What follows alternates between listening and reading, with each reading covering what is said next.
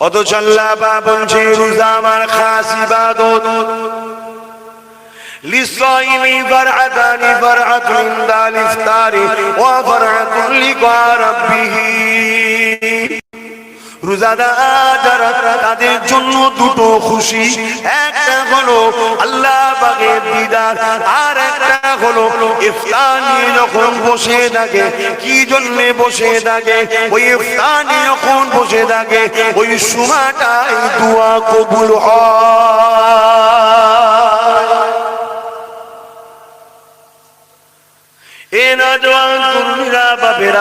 রোজাদারদের জন্য কত নিয়ামত রয়েছে। কঠিন ময়দানে মাশরে যেদিন সবাই নফসি নফসি করতে লাগবে, সবাই পেরেশান হয়ে থাকবে, ওই কিয়ামতের দিনে আল্লাহ পাকে আরশে আজিমের উপরে একটা সুন্দর ছায়া জায়গা রয়েছে। ওই জায়গাতে রোজাদারদেরকে আমার আল্লাহ পাক জান্নাতি খানা খাওয়াবে। ফেরেশতারা দেখে অবাক হয়ে যাবে, ও আমার আল্লাহ পাক ইরা কারা দিনেতে বিচারে সবাই নফসি নফসি করছে, এদেরকে আপনি জান্নাতি খানা খাওয়াতেছেন। আমার আল্লাহ বলতে লাগবে, এ আমার ফেরেশতারে এরা কোন দুনিয়া জমিনে রোজাদার, এদের পকেটে টাকা ছিল তথাপি এরা আমার জন্য খাবার কিনে খায়নি, এদের ঘরে খাবার ছিল তথাপি আমার খুশির জন্য দিনের বেলা খায়নি, এদের সামনে খাবার ছিল তথাপি এরা খায়নি, বাজারে গেছে সবাই খেয়েছে, এরা মুখ মলিন করে দেখেছে। আমি আল্লাহ আমার খুশি করার জন্য রোজা রেখেছিল, এমনকি ইফতার নিয়ে বসে তখন মুয়াজ্জিন বলবে আল্লাহু আকবার আল্লাহু আকবার। আমার ভারত তো বিসমিল্লাহ বলেছে, আল্লাহুম্মা সাল্লি লাকা ওয়া তাআলা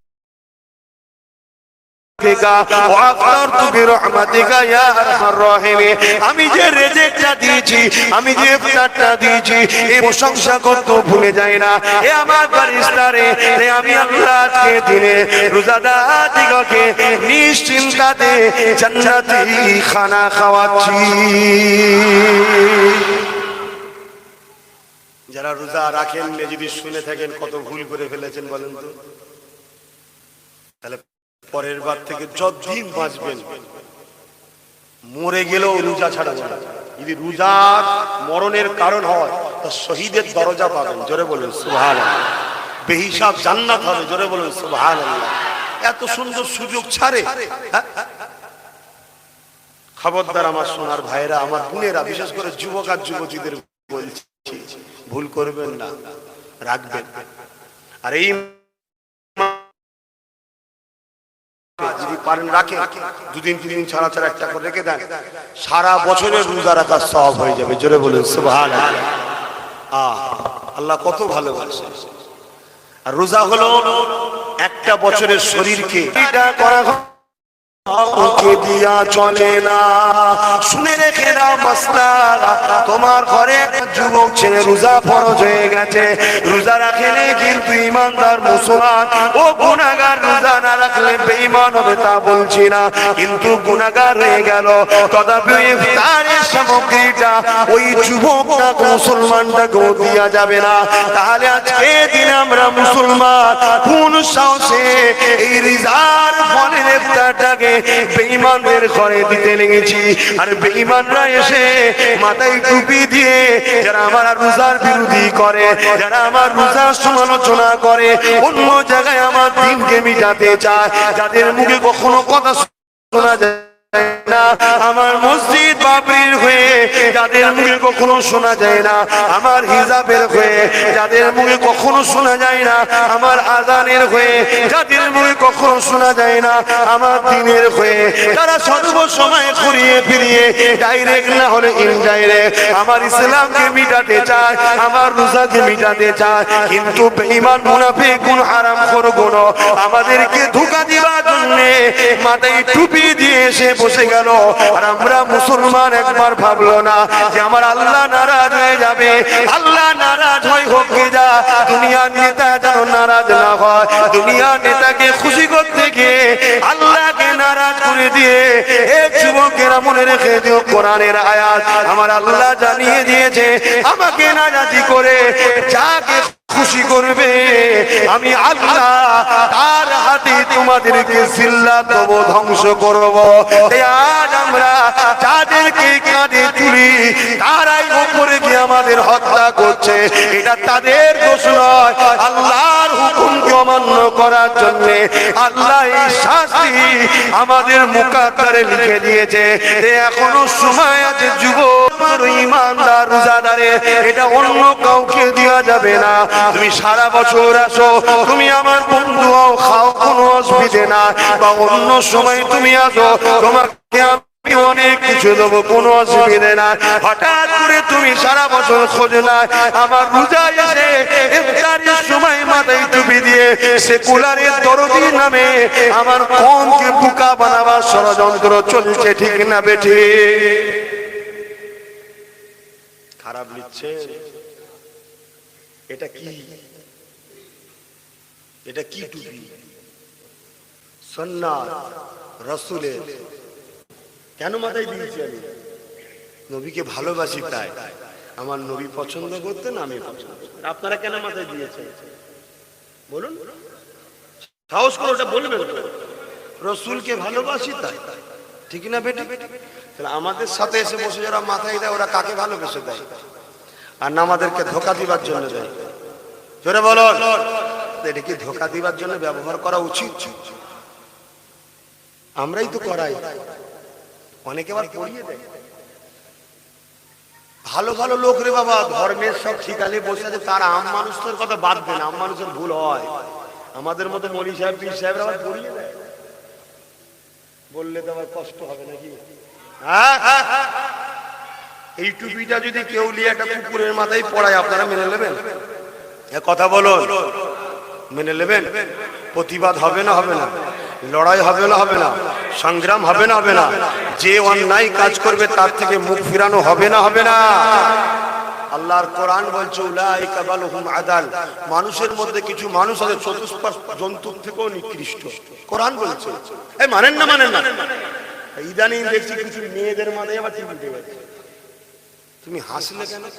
তোমার হাসি বেরোলেই কথাটা শুনে হাই হাই হাই, হ্যাঁ, এ তো তোমার বুক ফেটে দম ফেটে মরে যাওয়া দরকার যে আমরা বেঁচে আছি কেন? আমরা এত নবীর উম্মত বেঁচে থাকার পরও আমার নবীর সুন্নাত অপমান হচ্ছে, আমরা লড়াই করতে পারিনি, আমরা প্রতিবাদ করতে পারিনি, আমরা কথা বললে মিথ্যা কেস দেবে, আমরা কথা বললে গেদার কেস দেবে। আমি আপনার থেকে বলতে গেলে আমার মাহফিলগুলোকে বন্ধ করার প্ল্যান করা হবে। কেন? তারা দিনকে মিটাতে লেগেছে, আমি দিনকে বাঁচাবার জন্য কথা বলছি, তাই আমি তাদের জন্য কাটা হয়ে দাঁড়িয়ে গেছি। কিন্তু আজ আমার যুবককে জিজ্ঞাসা করি, সামান্য কেসের ভয়ে আমার নবীর সুন্নাত মিটে যাবে, আর আমরা পরকালে যে বলবো হুজুর আমায় শাফাআত করুন, তুমি শাফাআত পাবে মনে হয়? হ্যাঁ, আসো মসজিদের ইমাম থেকে শুরু করে পীর সাহেব থেকে শুরু করে আলেম থেকে শুরু করে সমস্ত শ্রেণীর মানুষকে বলবো, আব্বাস সিদ্দিকীকে পছন্দ সবার না হতে পারে, সে ফুরফুরা হোক, তাবলীগ হোক, দেওবন্দি হোক, যারা দল যেই হোক, যে রাসূলের সুন্নাতকে ভালোবাসে, আমাকে পছন্দ না হতে পারে, আপনারা সবাই বিরাট প্ল্যাটফর্মে দাঁড়িয়ে আন্দোলন করুন। আর যারা এই কাজ করছে, যে পাওয়ারে করছে, ওই পাওয়ার থেকে তাদেরকে নামাবার জন্য সংগ্রাম তৈরি করুন, ঠিক না বেঠি? তোমাকে আমি মামার নবীর সুন্নাতকে ছোট করার জন্য তোমায় আমি ইজাজত দিইনি। তুমি এসেছো মানুষের খেদমত করো, ভালোবাসো, পিয়ার করো। আমি তো যাই, এই রিসেন্ট একটা জায়গায় গিয়েছিলাম, আপনারা দেখেছিলেন, জানেন তো নাকি? ইতিহাসে অত লোক ওই জায়গায় কোনোদিন যায়নি। কথা বুঝে আসছে না? গিয়েছিলাম, জানেন? আপনাদের নজরে কি আছে না আছে জানি না, আমার দিলে কি আছে আমার আল্লাহ জানে। গোল জামা, মাথায় টুপি, পায়জামা, আমার নবীর সুন্নাত ড্রেস আমার পছন্দ, আমি গেছি। একটা হিন্দুর সঙ্গে দেখা করতে গেলে আমাকে তিলক দিতে লাগবে নাকি? হ্যাঁ, কারোর সঙ্গে দেখা করতে গেলে যদি আমার রাসূলের সুন্নাত ছাড়তে হয়, ওর সাথে দেখা করার থেকে মরে যাওয়া ভালো। ঠিক তোমারও চাই তোমার ধর্ম প্রিয় হয়, যদি কোনো মুসলমানের কাছে আসতে গিয়ে তোমার যদি ইউনিফর্ম চেঞ্জ করতে হয়, কিসের ধর্ম পালন করো তোমরা? হ্যাঁ, তোমার ধর্মের উপরে এতটুকু মজবুত নেই তুমি যে ওর কাছে যেতে গেলে আমাকে কি করতে হবে? না, আমাদেরকে ধোঁকা না দিলে তো আমরা খুশি হব না। আমরা খুশি কিসে? বেশ কেউ ঘুমটা দিয়েছে বসবে, আমরা খুশি দেখেছিস পুরো চাচি শেষে বসে পড়েছে, কত সুন্দর লাগছে দেখ। কিন্তু খেয়াল করে দেখো, ওরাই আবার আমার বোনেরা মাথায় কাপড় দিবার জন্য 3700 মেয়েকে এই বাংলায় পুলিশের চাকরিতে বসতে দেওয়া হয়নি। অপরাধ কি? মাথায় কাপড় দেয় তাই। আর তারাই আমার মাথায় কাপড় দিয়ে আমাদের কাছে বসে পড়ে খাই। খারাপ লাগছে? বলেন না গো চাচারা, খারাপ লাগছে? আমার ইসলাম মিটে যাবে আর আমি চুপ করে থাকবো? আমার ইসলাম মিটে যাবে, আপনারা চুপ করে থাকবেন? আচ্ছা, ইসলাম মিটানো আর মিটানোকারীকে সাপোর্ট করা এক না আলাদা? তাহলে আপনারা ইসলামকে মিটাচ্ছেন না মিটান না? সুদূরে যান, মানুষ মাত্র ভুল হয়। এখনো নিঃশ্বাস তো চলছে, তওবা করুন। আল্লাহ যা করেছি করেছি। এতদিন কোনো হালাল খাবার ছিল না, তাই হারাম খেয়ে ফেলেছি। হালাল যখন এসে গেছে আর হারাম খাবো না। কথা বুঝাচ্ছে না? এতদিন যখন খানদানে রসুল ডাক দেয়নি, আমরা ইদর উদর সিদর করেছি। আজ যখন খানদানে রসুল কুরাইশ বংশের বাচ্চা নওশাদ সিদ্দিকী ডাক দিচ্ছে, আর কোনো দিকে নয়। কথা বুঝছেন না? বোঝেন না? বোঝার চেষ্টা করুন। আল্লাহ আমাদেরকে হিদায়াত করুন, আল্লাহ আমাদেরকে হিফাজত করুন। বোন আল্লাহুম্মা আমিন। আসুন আমরা সেই নবী দ্বীনের স্বার্থে কথা বলবো। কারণ আমাদের জবানে যখন কথা বেরোবে কার জন্য? জোরে বলো, কেন আল্লাহর জন্য বলবো? কেন এই জবানের কথাটা তো তিনি দিয়েছে, অন্যজন তো দেয়নি। অতএব তিনার জন্য ছাড়া অন্যজনের জন্য বলবো কেন? ঠিক না বেটি? আমরা যখন বাচ্চা জন্ম হয় কথা বলতে পারে, পরে বাক শক্তি কে দেয়? আস্তে আস্তে আস্তে যখন বয়স হয়, 2.5 বছর বয়স হয়ে গেল, এখনো কথা বলছেন, মা বাপের টেনশন।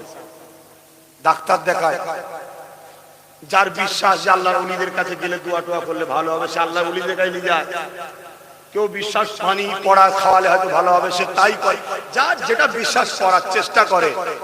কিন্তু সব কিছু চেষ্টা পরেও যদি জবানে কথা বেরোয়, এই কথাটা দিল কে? হ্যাঁ, কোনো পিসাব নয়, কোন ডাক্তারও নয়, হয়তো হয়তো মাধ্যম চেষ্টা করেছে সে, কিন্তু দিবার মালিক কে? তাই আমরা একমাত্র কথা বলবো আল্লাহর জন্য। জোরে বলুন সুবহানাল্লাহ। আল্লাহ কোরআনে বলছেন, ইয়া আইয়ুহাল্লাযীনা আমানুত্তাকুল্লাহ, হে বিশ্বাসী ঈমানদারেরা, আমি আল্লাহ, আমাকে ভয় কর। ওয়াকুনু মা'আস সাদিকিন, এবং সত্যবাদীদের অনুসরণ কর। সত্যবাদী কারা? ওই আলেম যাদের কথা বলছিলাম, ওটা বাদ রয়ে গেল, ওটা বলে দিই। হ্যাঁ, আলেমরা তো বললো, মনে পড়ছে তো? এই সত্যবাদীদের অনুসরণ কর। কতটুকু অনুসরণ করবেন? শুধু নামাজের বেলায়? কি ইমাম সাহেবকে প্রয়োজন কখন? মুরগি জবাই করার সময়, এই তো নাকি? আর নামাজের সময়। বাকি সময় আবার ইমাম সাহেব কেন? আমরা তো রয়েছি। আমার কথায় বেজার হচ্ছে না তো? ভুল হচ্ছে আমাদের। একটা আলেম, তাকে প্রয়োজন কখন? আপনার লাইফের প্রতিটা সেকেন্ডে তাকে প্রয়োজন। কেন?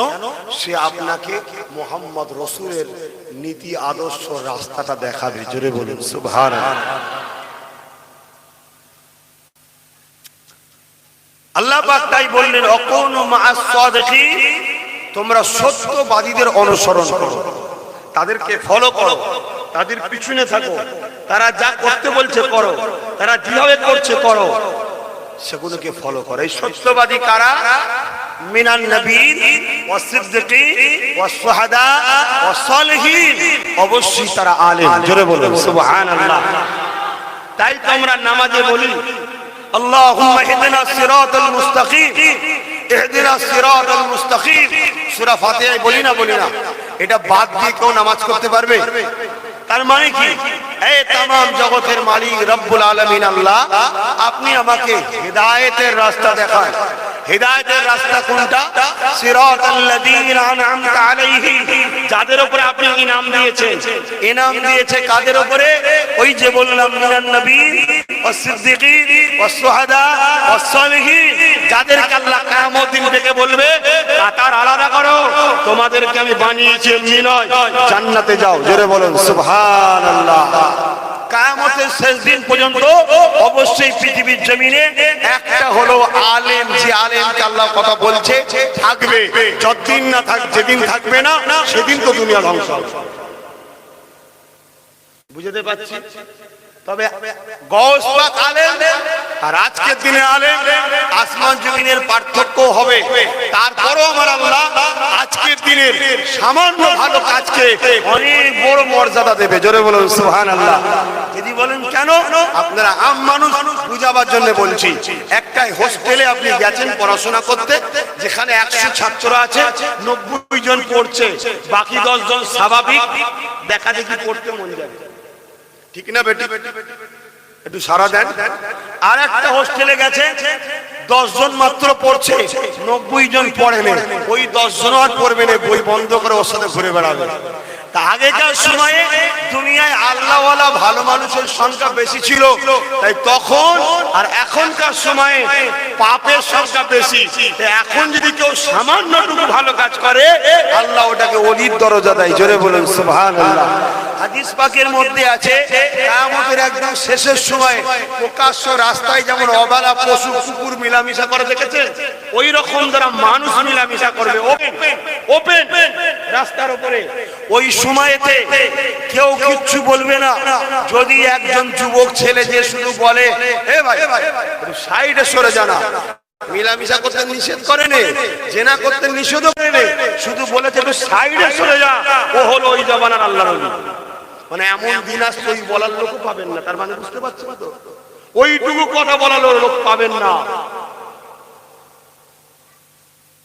এমনি আব্বাস সিদ্দিকী গলা ফাটাচ্ছে না, বাঁচার জন্য ফাটাচ্ছে, আল্লাহ আমায় যেন পার করে দেয়, পুলিশের রাস্তা, তাই চিল্লাচ্ছি। তাতে দুনিয়ায় বেউজুদি হয় হবে, মার খেতে হয় খাবো, জেল খাটতে হয় খাটবো, লোক তেড়িয়ে দেয় তাড়িয়ে দেবে, পছন্দ না করে না করবে, নিয়তটা আল্লাহ দেখে। কথা বুঝছেন না, বোঝেন না? হযরতে মুসা আলাইহিস সালাম একদিন রাস্তা দিয়ে যাচ্ছে, এমন সময় একটা লোক বসে বসে বসে বসে সে বলছে, আল্লাহকে ডাকছে। মুসা আলাইহিস সালাম তার কাছে গেছে, যাওয়ার পরে নিজের পরিচয় দিয়েছে।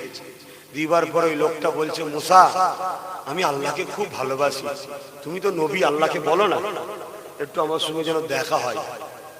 বলছে দেখা হলে কি করবে? সে লোকটা বলছে, আমি আল্লাহর মাথায় তেল দিয়ে দেবো, আল্লাহর চুনা ছেড়ে দেবো। এই ভাই কথা কোনো সেরেক না সেরেক নয়, কথা বলুন, এইসব কথা বলা যায় আল্লাহ সামনে? মুসা আলাইহিস সালাম রেগে লাল, হাঁকার দিয়েছে, বিয়াদব তুমি সেরেকি কথা বলছো? ও লোকটা চুপ করে একবার করে কাঁপছে, ঝরঝর করে কাঁদছে, কথার বলতে পারছে না। মানে এত বড় আঘাত লেগে গেছে ভেতরে যে আমি এত ভুল করছি। আমার আল্লাহ আওয়াজ দিয়েছে, মুসা তুমি কি করলে, তুমি কি করলে? বলছে কেন আল্লাহ পাক, তুমি ওর জবানটা বন্ধ করে দিলে কেন? তোর কথাই বলতে পারছে না। বলছে ও তো আল্লাহ ভুল কথা বলছিল। বলছে যেটাই বলছিল ভালোবেসে বলছিল, যদি জানতো যে কথাগুলো আমার সম্বন্ধে ইউজ করা চলে না, তাহলে কোনোদিন বলতো না। যা বলছে দিল থেকে বলছে। তোমাকে তো বান্দার সঙ্গে জুড়তে পাঠিয়েছি, তুমি বান্দাকে আমার কাটছো কেন? মুসা আলাইহিস সালাম মাথা হ্যাট করলেন। কেউ যদি এমনও কিছু কাজ করে ফেলে যে কাজটা সে জানে না ভুল, কিন্তু আল্লাহর জন্য পাগল হয়ে করে ফেলেছে, আমার আল্লাহ ওইটাকেও ঠিক বলে কবুল করে লাই। জোরে বলেন সুবহানাল্লাহ। এই জন্য বলা হয় যে 4 ইমামই ঠিক। কেন বলি? ইমাম শাফি, ইমামে মালিক, ইমামে হাম্বল, ইমামে নুমান বিন সাবিত, আবু হানিফা, 4টি ইমাম তো। 4 ইমামের একমত আহলে সুন্নাত ওয়াল, বলুন হ্যাঁ, 4টে দল নয়, একটাই দল আহলে সুন্নাত ওয়াল জামাত। 4 জন 4 ভাবে শিখিয়েছে, কেউ 2 দিয়ে 4 করেছে, কেউ 3 একে 4 করেছে। কথা বুঝে আসছে না? কিন্তু লক্ষ্য সবার ঠিক জায়গায় 4 তৈরি করা। কেউ নবীর হুকুম নিয়েছে, কেউ নবীর কাজ নিয়েছে, কেউ নবীর সাহাবারা করেছে, নবী চুপ করে দেখেছে, নিষেধ করেনি, নবী চুপ থাকাটাও জায়েজ। কথা বুঝছেন না? ওইটাকে নিয়েছে। তাই আমরা বলি 4টে ইমামই ঠিক। আর এই জন্য আল্লাহ বলেছে যে এই 4 জনের মধ্যে 4টে কোন ঠিক হতে পারে। ধরুন এই ঘড়িটা বুঝাবার জন্য বলছি, একজন বলছে না জায়েজ, একজন বলছে হালাল। আল্লাহর দরবারে দুটো কখনো তো ঠিক হতে পারে না, যেকোনো একটা হবে তো। কিন্তু লড়াইটা কাদের ছিল? আল্লাহর জন্য, নিজের নফসের জন্য নয়। তাই আমার আল্লাহ বলছে যদি এটা আমার কাছে হালাল হয়, যে হালাল বলেছে সে দুটো নেকি পাবে, যে নাজায়েজ বলেছে না হওয়ার পরও আমার জন্য বলার জন্য সে একটা নেকি পাবে। জোরে বলুন সুবহানাল্লাহ। তাহলে আমরা সবকিছু করব কার জন্য? হ্যাঁ, আমরা আল্লাহ ছাড়া অন্য কারোর জন্য করতে পারি না।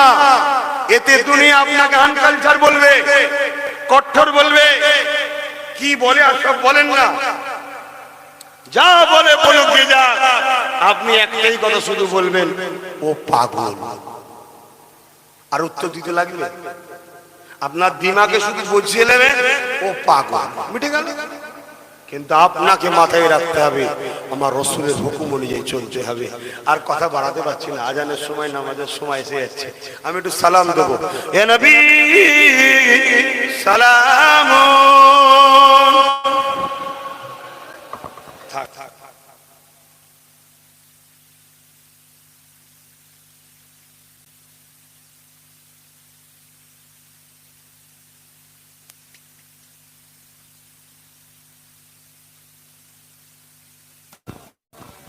আমার বাপ ভাইরা,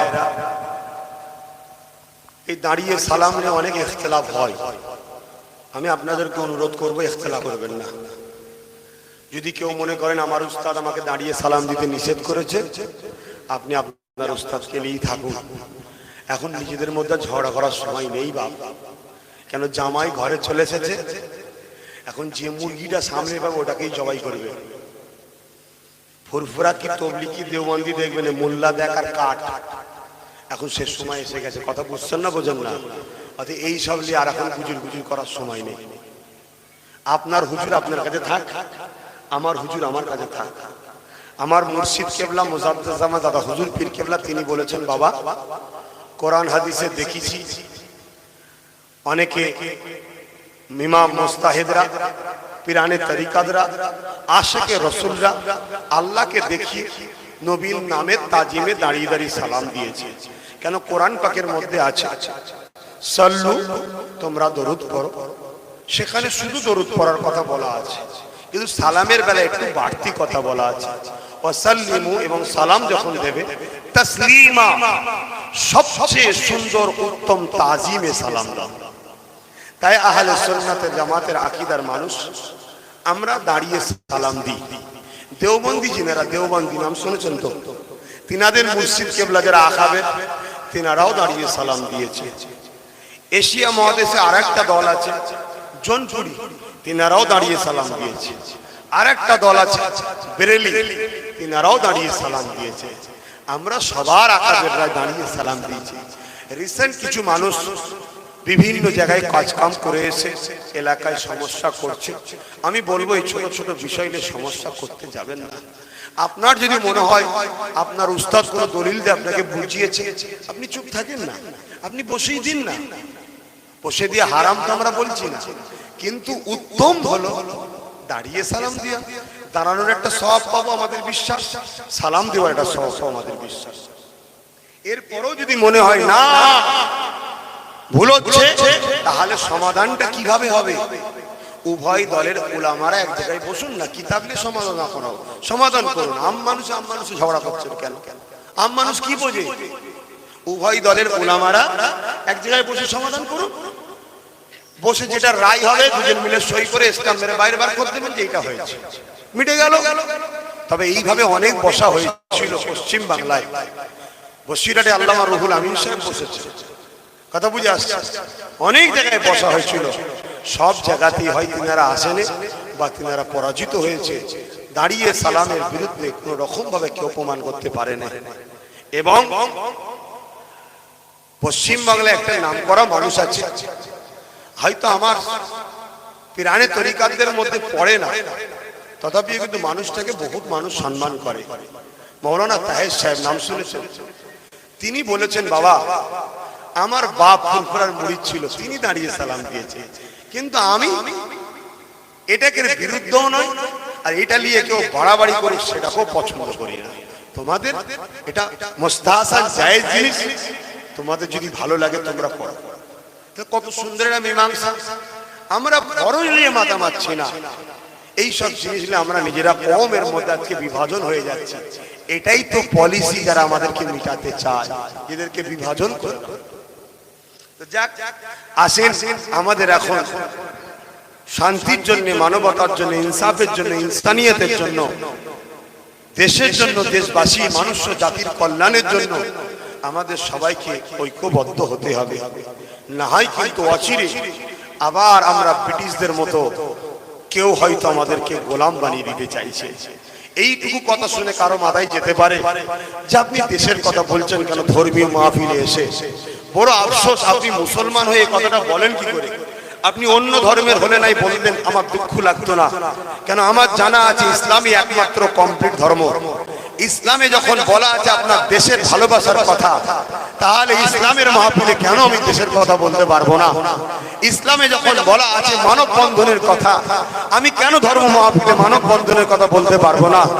ইসলামে বলা আছে রাষ্ট্র পরিচালনার কথা, কেন আমি ইসলাম ধর্মের মাহফিলে রাষ্ট্র পরিচালনার কথা বলতে পারবো না? ইসলামে যখন বলা আছে সর্বধর্ম মানুষের কল্যাণের কথা, কেন আমি নবী আলাইহিস মেম্বারে দাঁড়িয়ে সেই রাসূলের কথা বলতে পারবো না? এটা আপনার মুখে বড় ব্যথা লাগে।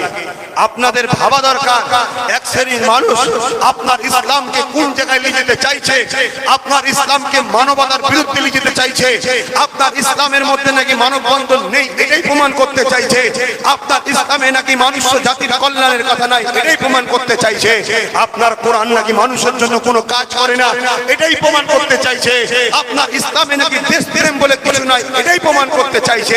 তাদের ফাঁদে পা দিয়ে আজ আব্বাস সিদ্দিকী যখন বিশ্ব মানুষকে জানিয়ে দিচ্ছে ইসলামই একমাত্র জীবন ব্যবস্থা যেখানে দেশ, সমাজ, রাষ্ট্র, মানুষ, জাতি সবকিছুর সমাধান আছে, তখন আপনি আমার কণ্ঠকে বন্ধ করে দিয়ে নিজের ধর্মকে মিটাবার জন্য আপনি চেষ্টা করছেন। বোঝার চেষ্টা করুন। আরো দুঃখের বিষয়, একদল মৌলী সাহেব, বক্তা সাহেব, পীর সাহেব তারাও রেষারেষিতে লেগে গেছে। আমার বিরোধী করতে করতে এমন ভাবে বলছে যেন মনে হচ্ছে এরা কোরআনের বিরুদ্ধে চলে যাবে। আল্লাহ মাফ করুক, ভয় করুন আল্লাহকে। এই দুই নাকের বিষখান্দে যে নিঃশ্বাসটা বেরোচ্ছে, একদিন সত্যিটা বসে গেলে দমটা নিতে কি যে কষ্ট হয়, তখন কমসে কম একটু ভয় করুন যে নিঃশ্বাসটা যেদিন বন্ধ হয়ে যাবে সেদিন সব শেষ। আর নিঃশ্বাস টানলেন বেরোবে কোনো গ্যারান্টি নয়, কেন ভেতরে একটা ফারিস্তা বসানো আছে। কোরআন বলছি বাবা, বসানো আছে। সব সময় আল্লাহর সঙ্গে কানেকশন তার, যখনই বান্দা টানে, এইটাই তো আল্লাহর কুদরত। কত মানুষ, সবার অন্তরে একটা করে ফেরেশতা বসানো আছে এই নিঃশ্বাসটা পরিচালনা করার জন্য। তখনই বলে আল্লাহ টেনেছে, রুকে দেবো যাতে বার করতে না পারে। আল্লাহ বলেন না, আবার ছাড়ে। যখন ছাড়ে তখন বলে আল্লাহ ছেড়ে দিয়েছে, ঢুকাতে দেবো না। আপনি ভাবেন এত তাড়াতাড়ি তো নিঃশ্বাস হয়? আরে আল্লাহর কুদরত এইটাই। চিৎকার দিয়ে বলুন আল্লাহু আকবার, আরো জোরে বলুন আল্লাহু আকবার। এটাই তো সবথেকে মহান আল্লাহ, তিনি আর ক্ষমতা তো এইটাই। আপনি খেয়াল করে দেখুন, মায়েদেরকে ঘরে যে বলবেন, মায়েরা বলে যে হঠাৎ করে আমার বাচ্চা লড়েছে পেটের মধ্যে, কি ওটা? 120 দিন পরে আল্লাহ রূহটা দেয়, অমনি বাচ্চাটা লড়ে ওঠে। কথা বুঝছেন? আরে এই যে একতলা বাড়ি বা টালির খোলা বাড়ি যাই বলো না কেন, এই বাড়ির উপরে যদি কেউ একটা ছোট পেরেক মারে, শুনছেন, বা একটু ঠুকঠুক করে আওয়াজ করে, তলায় আপনি ঘুমোতে পারবেন? আওয়াজে আপনার ডিস্টার্ব হবে।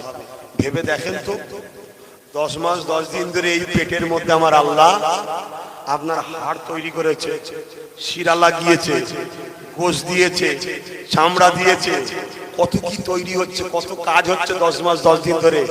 কোনোদিন মা আওয়াজ শুনতে পেয়েছে? কথা বলুন না গো। আল্লাহ কত মহান, বুঝছেন তো? হ্যাঁ, কি বলছো? আচ্ছা সালামটা করে দিই, তারপর ইয়া নবী সালাম ইয়া রাসূল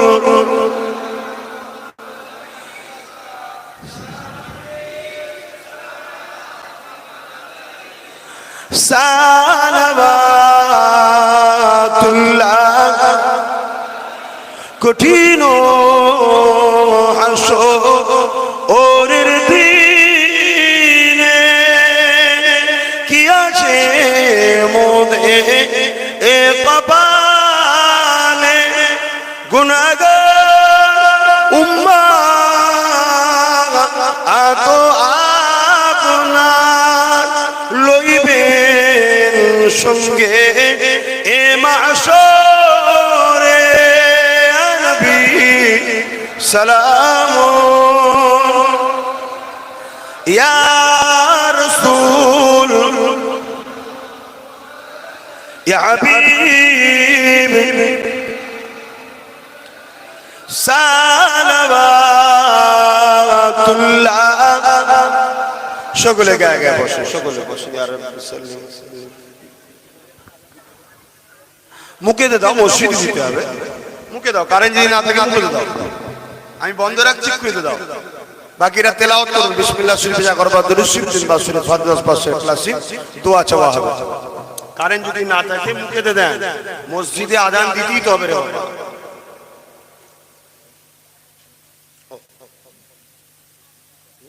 দেন না একই দেন প্যাকেট তো দেন মুখে কথা বলবেন না তেলাওয়াত করুন আর তাবারুকটা নিয়ে নেন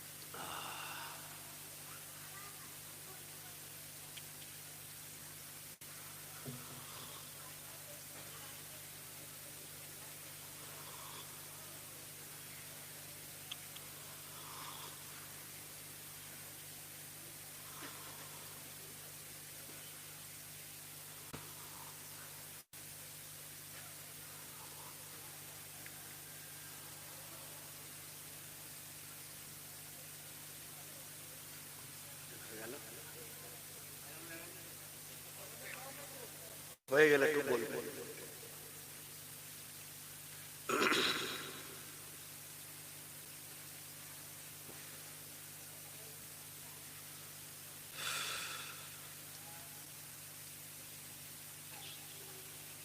বাচ্চাটাকে বসতে দাও না বাচ্চা বসো বসো ওই কচিগুলো বসো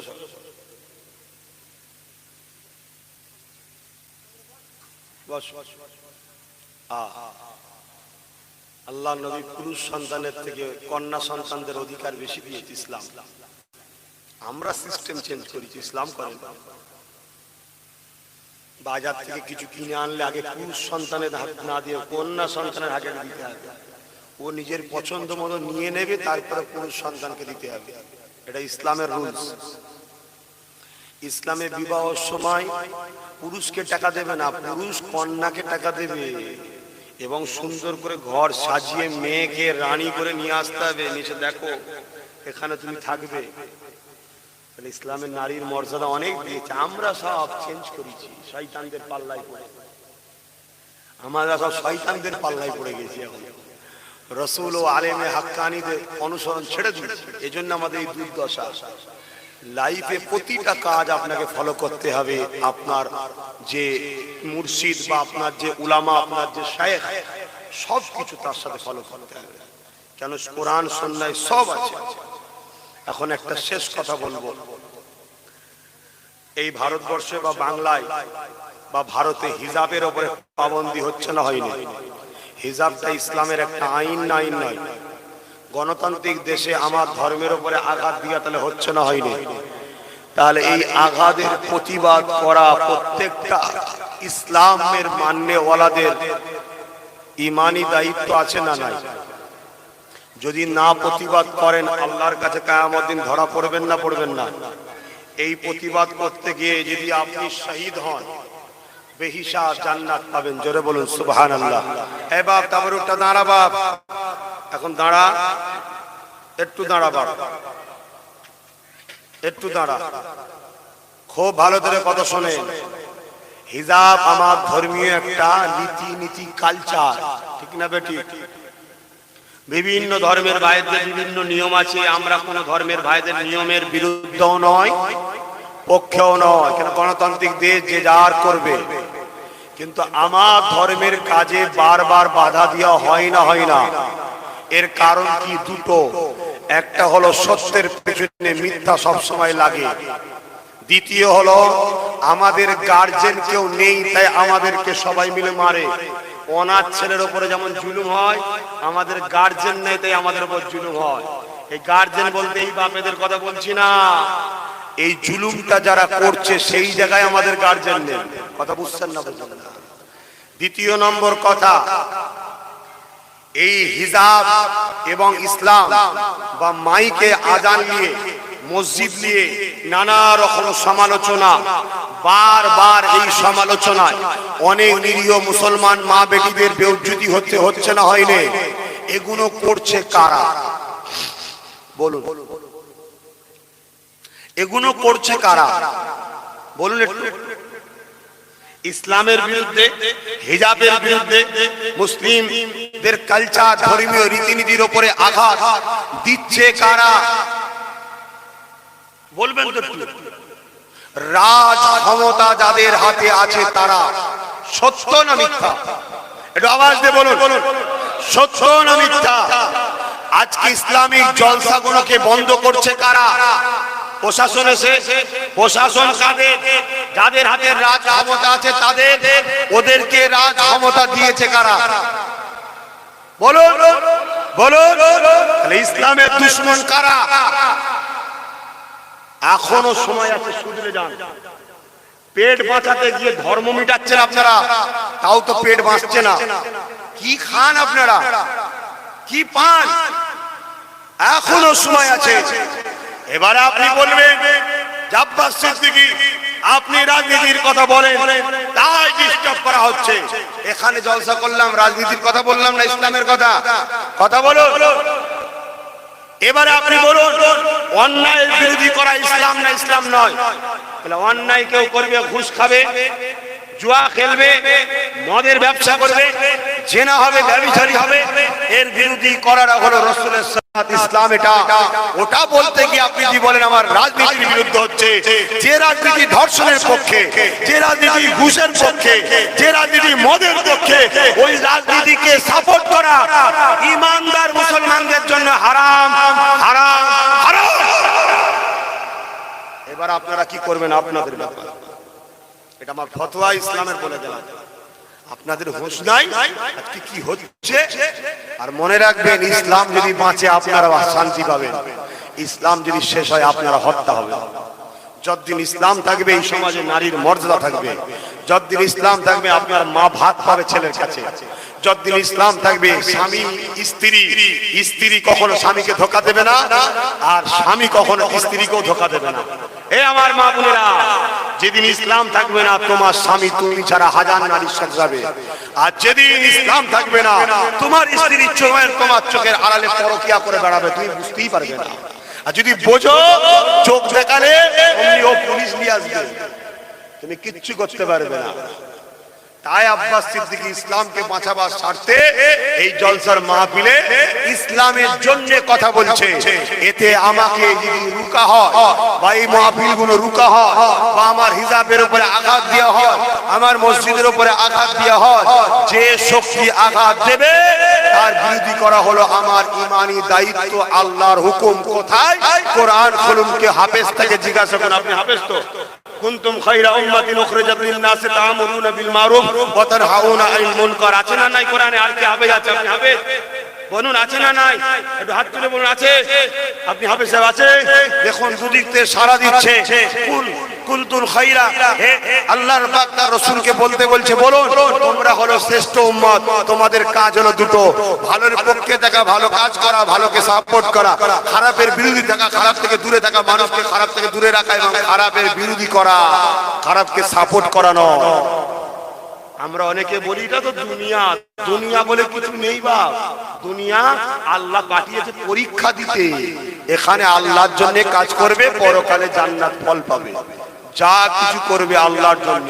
স্বামী স্ত্রী এক জায়গায় হয় জানেন তো, ওটা দুনিয়া নয়, ওটাও আল্লাহর জন্য। দুনিয়ার জন্য আসা হারাম, আল্লাহর জন্য আসা জায়েজ।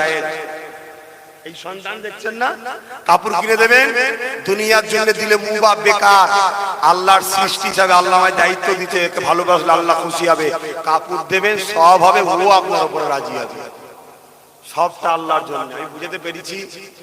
তাহলে আমার উপরে কে কে বেজার হলেন? কেউ হয়েছেন? যদি দুনিয়ার স্বার্থ থাকে বেজার হবেন না। দিনকে বিক্রি করার থেকে আমার মনে হয় 2 নম্বরই ব্যবসা করুন, পাপ কম হবে, হারাম খাওয়া হবে, কমসে কম কাফের হবেন না। আর দিনকে যদি বিক্রি করেন কাফের হয়ে মরবেন। আমি বুঝতে পারছি তো, হারাম করে একদিন না একদিন শাস্তি হয়েও মাপ আছে, আর কাফের কোনোদিন।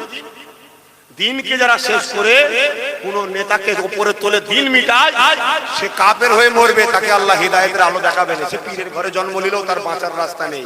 তুমি জানবে হুজুর মরেছে, জানা যায়, কবরে গেলে হুজুরকে সাইজ করে ফেলবে। তুমি কি ভাবছো আল্লাহ কি হুজুরের মুখাপেক্ষী নাকি, যে হুজুর মানুষ না জান্নাত দিলে আমার ক্ষতি হয়ে যাবে? এরা মনে করছো নাকি? আল্লাহ কারো মুখাপেক্ষী নয়। মনে রেখে দিও, আমার রসুল এই দিনকে বাঁচাতে গিয়ে ঘর ছাড়া হয়েছে, এই দিনের জন্য রসুলের দাঙ্গা মোবারক শহীদ হয়েছে, এই দিনকে বাঁচাতে গিয়ে রসুল রক্তাক্ত হয়েছে তায়েফের ময়দানে, এই দিনকে বাঁচাতে গিয়ে রসুলের পিঠে পচা দুর্গন্ধ দুম্বার ভুঁড়ি চাপানো হয়েছে, এই দিনকে বাঁচাতে গিয়ে রসুলের প্রাণ প্রিয় সাহাবাদের শহীদ হতে হয়েছে, এই দিনকে বাঁচাতে গিয়ে কারবালা ইমাম হোসেনকে শহীদ হতে হয়েছে, এই দিনকে বাঁচাতে গিয়ে কোটি কোটি নবীর আশিকদের শহীদ হতে হয়েছে। তুমি সেই দিনকে নিয়ে খেলা করবে, বিক্রি করবে, সব চালে চালে খিচুড়ি করে ফেলবে। তুমি এখন বড় পীর সাহেব, মুলি সাহেব, ইমাম সাহেব হয়ে গেছে, সমাজের কেউ তোমায় কিছু বলতে পারছে না। মনে রেখে দিও, তোমায় ঢোকাবে একদিন মাটির তলায়, ওই দিন সব হারে হারে আল্লাহ বুঝে নেবে। এখনো বলি, শেষ বলে যায়, জীবনে প্রতিটা চলার মধ্যে খেয়াল করো, আমার ক্ষতি হয় হোক, দিনের না ক্ষতি হয়। কারণ আমার ক্ষতি হলে সামান্য 70 বছরের ক্ষতি, দিনের ক্ষতি হলে সারা জীবন জাহান্নামে থাকতে হবে। আমার কথা শেষ। একটা সাক্ষী লোক, আগেও বা আজকেও আমি এমন কোন কাজ করেছি যাতে মনে হচ্ছে ইসলাম বিরোধী কিছু হয়ে গেছে? আপনাদের মনে হচ্ছে? তাহলে আমি যেসব কাজ করছি, যে রাস্তায় আছি, ঠিক করছি না ভুল করছি? ঠিক করে থাকি, তাহলে আমি একা থাকবো না, আপনারা পাশে থাকবেন। আল্লাহকে সাক্ষী রেখে আমি দেখবো না, আল্লাহ পাক দেখছেন। আলহামদুলিল্লাহ। 2 নম্বরই যেন না হয়, শেষ নিঃশ্বাস পর্যন্ত হাত দিতে হবে। ডান দিক ডান দিক, বাঁ দিক বাঁ দিক, তুমি কি বোঝো? ডান দিক ডান দিক, বাঁ দিক বাঁ দিক। আমার হাতে কাঠ ধরিয়ে দিয়েছো, আর ইনার হাতে লোহা ধরিয়ে দিয়েছো, দিয়ে বলছো হুজুর লড়াই করো। আরে আমি কাটলে ওনার সঙ্গে লড়াই করবো কি? ঠিক না বেটি? ওনার কাছ থেকে লোহাটা কিনে আমায় দাও, ওনাই ধরাও, তারপর দেখি তুমি কি করতে পারে। বুঝতে পেরেছো না বারণী? হ্যাঁ, সারা জীবন কাঁধে বসালে একজনকে, আর লিবার বেলায় আমার কাছে যাও কেন? হুজুর আমার ছেলের বিয়ে হবে, আমার চাকরি কই, আমার এই কই, আমার এই হয়েছে। হুজুর কি করবে? মলি সাহেবরা কি করবে? ইমাম সাহেবরা কি করবে? আমরা রাস্তায় দাঁড়িয়ে শুধু চিল্লাই, আর আমাদেরকে সন্ত্রাস বলে। কাঠের মোল্লা কি করছে দেখো বলে বেড়ায়, আর তোমরা সব ভুল করবে, তাই না? অতএব চেঞ্জ হচ্ছে পরিস্থিতি, পরিস্থিতি চেঞ্জ হচ্ছে। এই চেঞ্জে তুমি সারা দেবে কি দেখো? কারণ ইমাম যেমন দাজ্জালের সৈন্য শয়তানরা তৈরি করছে, ইমাম মেহেদী আলাইহিস সালামের সৈনিক আমরা তৈরি হচ্ছে। কোন কাতারে থাকবে দেখো? তুমি থাকবে বেঈমানের পিছনে, বেঈমানের ঝান্ডা ধরে বলে মেহেদী সৈনিক হব, দেখবে ঠিক জায়গায় ঠকে গেছো।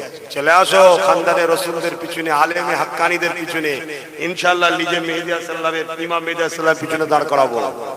বুঝতে পারছো না বরনি? বেশি বলবো না, কারণ চারিদিকে শয়তানের লোক ছাড়া আছে, এ তো অনেক জ্বালা। তো যাক, আমি বিদায় নিচ্ছি। এখন আসুন তাবারুকটা দিয়ে দেন, একটু তওবা করুন। বিসমিল্লাহির রহমানির রহিম। আল্লাহ তাআলা, আমি জানা অজানা, ইচ্ছা ও ইচ্ছা সকল গুনাহ হইতে তওবা করিতেছি। আস্তাগফিরুল্লাহ রাব্বি মিন কুল্লি জামবি ওয়া আতুবু ইলাইহি। আশহাদু আল্লা ইলাহা ইল্লাল্লাহু ওয়াহদাহু লা শারীকা লাহু ওয়া আশহাদু আন্না মুহাম্মাদান আবদুহু ওয়া রাসূলুহু। লা ইলাহা ইল্লাল্লাহ মুহাম্মাদুর রাসূলুল্লাহ সাল্লাল্লাহু আলাইহি ওয়াসাল্লাম। আমার প্রত্যেকটা আব্বা আম্মা ভাই বোন সবাইকে বলছি, 5 ওয়াক্ত নামাজ পড়বেন, এক মাস রোজা রাখবেন, বাপ মার খেদমত করবেন, হালাল খাবেন, নারীদেরকে পর্দায় রাখবেন, বাপ ভাইরা হালাল ইনকাম করবেন। লোভে পাপ, পাপে মৃত্যু। আল্লাহ যদি আপনাকে দুদিন শুকিয়ে রেখে খুশি হয়, আপনি দুদিন শুকিয়ে থেকে খুশি হবেন, কেন আপনার আল্লাহ আপনাকে যেভাবে রাখে তাতে রাজি থাকুন। শত শেষ কথা, আমাকে কি মনে হলো যে কোন বিশেষ বিশেষ ধর্মের লোকেদের বিরুদ্ধে আমি কথা বলুন? মনে হলো না। কেন? আল্লাহ সৃষ্টির বিরোধী করাটাও ইসলামে হারাম।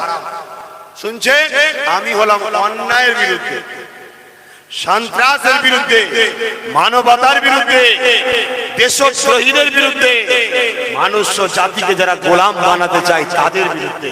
কারণ আমরা একমাত্র দাস, গোলাম হলাম আল্লাহ। জোরে বলুন সুবহানাল্লাহ। তো ভাইয়েরা আমার, আসুন দোয়া করি। আল্লাহুম্মা আমিন। আয় আল্লাহ। আচ্ছা, মাশাআল্লাহ।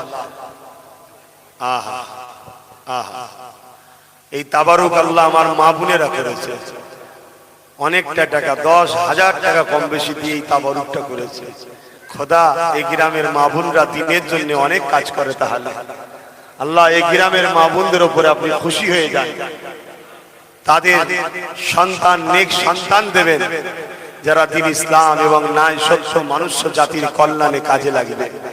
ছোট্ট একটা বাচ্চাও রেখে এক মা আমার ইন্তেকাল করেছে, ওই বাচ্চার নসিব বড় করবেন, ওই বাচ্চার সাহারা মিলিয়ে দেবেন, আর ওই মায়ের কবরকে নূর আলা নূরানি করবেন। আমি যা কিছু আলোচনা করলাম, মালিক আল্লাহ আপনার জন্য চিল্লিছি, আপনার জন্য কথা বলেছি। ব্যক্তিগত কোন নেতা মন্ত্রী, কোন মানুষ, কোন পীর সাহেব, কোন পীরজাদা, কোন দল, কোন জামাত, কোন ব্যক্তিগত কারোর সঙ্গে আমার বন্ধুত্ব নেই, আর কারোর সঙ্গে আমার ঝগড়া নেই। আমার সবকিছুই মালিক। মান আহাব্বা লিল্লাহ ওয়া আবগাদা লিল্লাহ ওয়া আতা লিল্লাহ ওয়া মানআ লিল্লাহ ফাকাদ ইসতাকমালাল ঈমান। আপনার জন্য। দুনিয়ায় যদি কেউ বাপের জন্য কিছু করে, মায়ের জন্য কিছু করে, বন্ধুর জন্য কিছু করে, নেতার জন্য কিছু করে, পীর সাহেবের জন্য কিছু করে, খোদা আপনি আমায় সবকিছু দিয়েছেন, আমি আপনার জন্য কেন করব না? প্রকৃত চালাক ওই ব্যক্তিটা যে সব থেকে আগে তার রবকে খুশি করে। রব ছাড়া অন্য কেউ নেই, মালিক ছাড়া অন্য কেউ নেই। যিনি আমার অস্তিত্ব দিলেন, সৃষ্টি করলেন, তার থেকে আগে বাপ মা হতে পারে না, তার থেকে আগে পীর মুর্শিদ হতে পারে না, তার থেকে দুনিয়ার কোন নেতা মন্ত্রী হতে পারে না, তার থেকে আগে কোনো কিছুই হতে পারে না। কেন? আমার অস্তিত্ব ছিল না, তিনি আমার অস্তিত্ব দিয়েছেন। আল্লাহ এই বুদ্ধি আপনি আমায় দিয়েছেন, এর জন্য আপনাকে শুকরিয়া, আলহামদুলিল্লাহ। আমি যদি গোমরা হতাম, এই মাথায় আমার ঢুকতো না, আপনি দয়া করে আমার মাথায় ঢুকিয়েছেন, তাই আপনার জন্য সবকিছু করেছি, আপনার জন্য সবকিছু বলেছি।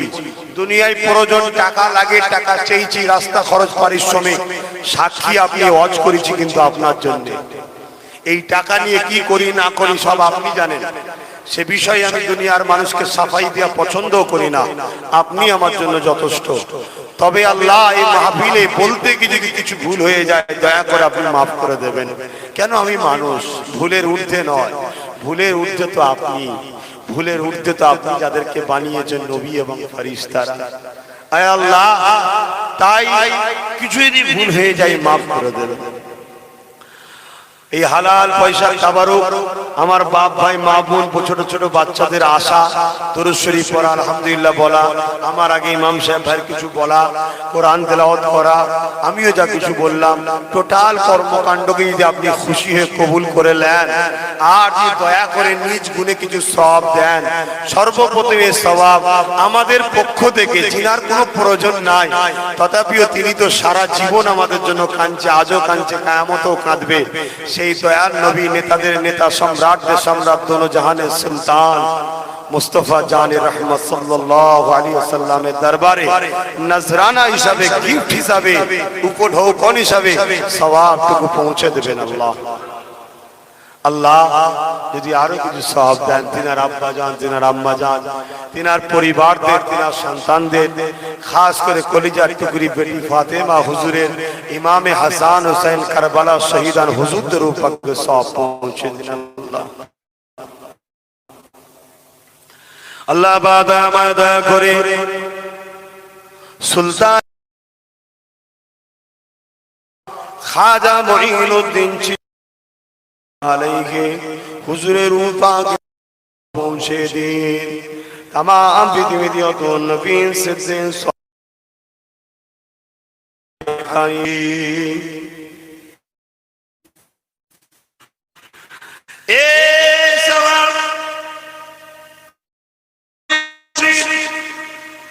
मुर्शिद आला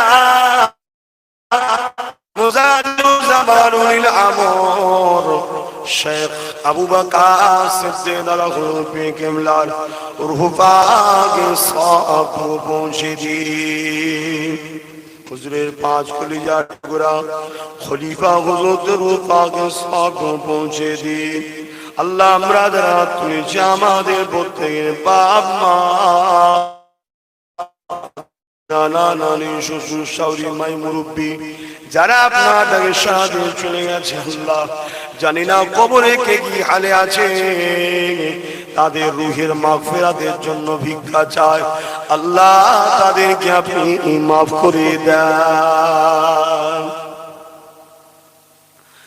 খাস করে আজকে দিনে আমরা যারা তুলেছি আল্লাহ, আমাদের বুদ্ধের মা বাপ, দাদু দাদি, নানা নানি, শ্বশুর শাশুড়ি, মাই মুরব্বী, ছেলে পুলে, স্বামী স্ত্রী যারা হায়াতে আছে, প্রত্যেকের হায়াতকে কিসমতকে বাড়িয়ে দিন, প্রত্যেকের হায়াত দারাজ করুন, প্রত্যেকে হাসি খুশিতে রাখুন, ছেলে পুলে নিয়ে ইসলামের উপরে বাঁচিয়ে হালাল ইনকাম করে দুবেলা পেট ভরে খাবার তৌফিক দেন। ইজ্জতকে ঢাকার মতো কাপড়ের ব্যবস্থা করে দেন। মাথাটা গুজে থাকার মতো সসম্মানে উত্তম মাকান বানিয়ে দেন।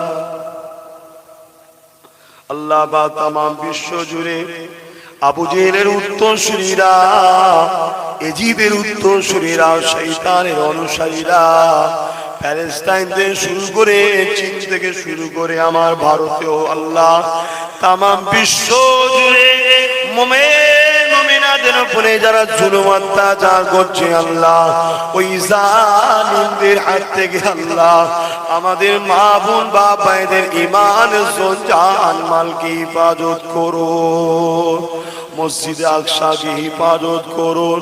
আল্লাহ আমি জানি আপনার হাবিব বলেছে একটা সময় আসবে আমার উম্মতেরা লোভে পড়ে যে বেঈমান নেতাদের পা চেটে বেরিয়ে তারা ধ্বংস হয়ে যাবে, সেই সময় চলছে আল্লাহ।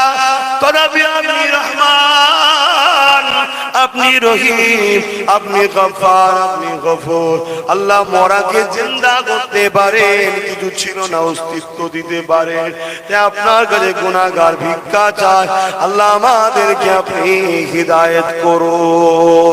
এই বেঈমানদের দাসত্ব গোলামি পানা চেটে আল্লাহ পাক আমাদেরকে আলিমে হাক্কানীদের কাতারে দান করার, নবী বংশে চেনেদের পিছনে দান করার। আল্লাহ পাক আমায় দয়া করে তাই দোয়া চায় আমার ছোট ভাইকে এই রাষ্ট্রের জন্য, এই রাজ্যের জন্য এবং এই দেশের মানুষ জাতির জন্য, সে যে কোনো ধর্মের হোক না কেন, সবার জন্য উপযুক্ত নেতা লিডার বানিয়ে দেয়। আল্লাহ দয়াময় দয়া করে আমার দেশটাকে আপনি আল্লাহ হিফাজত, কেননা নবী আমার নিজের মাতৃভূমির জন্য সেই নবীর গোলাম হিসাবে, অনুসারী হিসাবে আমিও আমার মাতৃভূমি ভারতের জন্য দোয়া করি। আল্লাহ আল্লাহ আমার মাতৃভূমি ভারতকে বিদেশি শক্তি থেকে হেফাজত করুন, এবং দেশের মধ্যে যারা দেশের সঙ্গে গাদ্দারি করছে, দেশকে শেষ করে দিচ্ছে, তাদের হাত থেকে দেশকে হেফাজত করুন। আল্লাহ আমার মাতৃভূমিকে যারা পাহারা দেয়, সে সেনাবাহিনী হোক আর পুলিশ হোক, উভয়ে জানমাল পরিবার বাচ্চাদেরকে সুস্থ রাখুন, ভালো রাখুন। আল্লাহ পাশাপাশি আমার মাতৃভূমিতে বসবাসকারী হিন্দু ভাইরা, দলিত ভাইরা, আদিবাসী, সাঁওতাল, বাগদি, খ্রিস্টান যত যা আছে, বাপ আদম মা হাওয়ার সন্তান, আল্লাহ তারা তো আমারই দেশবাসী, আমারই ভাই, আমারই তো আপনজন। তারা কেউ তো আমরা পর নয়, সবাই তো আপনারই সৃষ্টি। সবার জন্য দোয়া করি, সবাইকে ছেলে পুলে বউ বাচ্চা মা বাপ নিয়ে দুবেলা পেট ভরে খেয়ে শান্তির সাথে মানব বন্ধনে মিলে মিশে থাকা তৌফিক দেয় আল্লাহ তাআলা। যারা জুলুম করছে ওদের হাত থেকে নিরীহ মানুষগুলোকে বাঁচান, জালিমগুলোর বিচার আপনি করুন। আল্লাহ ধর্ম জলসাকে যেসব প্রশাসনরা চাপ দিয়ে বন্ধ করে দিচ্ছে, আল্লাহ তাদেরকে আপনি হিদায়েত করুন। যারা তাদেরকে চাপ দিচ্ছে, ওই জালিমদের হাত থেকে আমাদের দিনকে হেফাজত করুন। যদি তারা না শুধরায়, তাদেরও বিচার আপনি করবেন।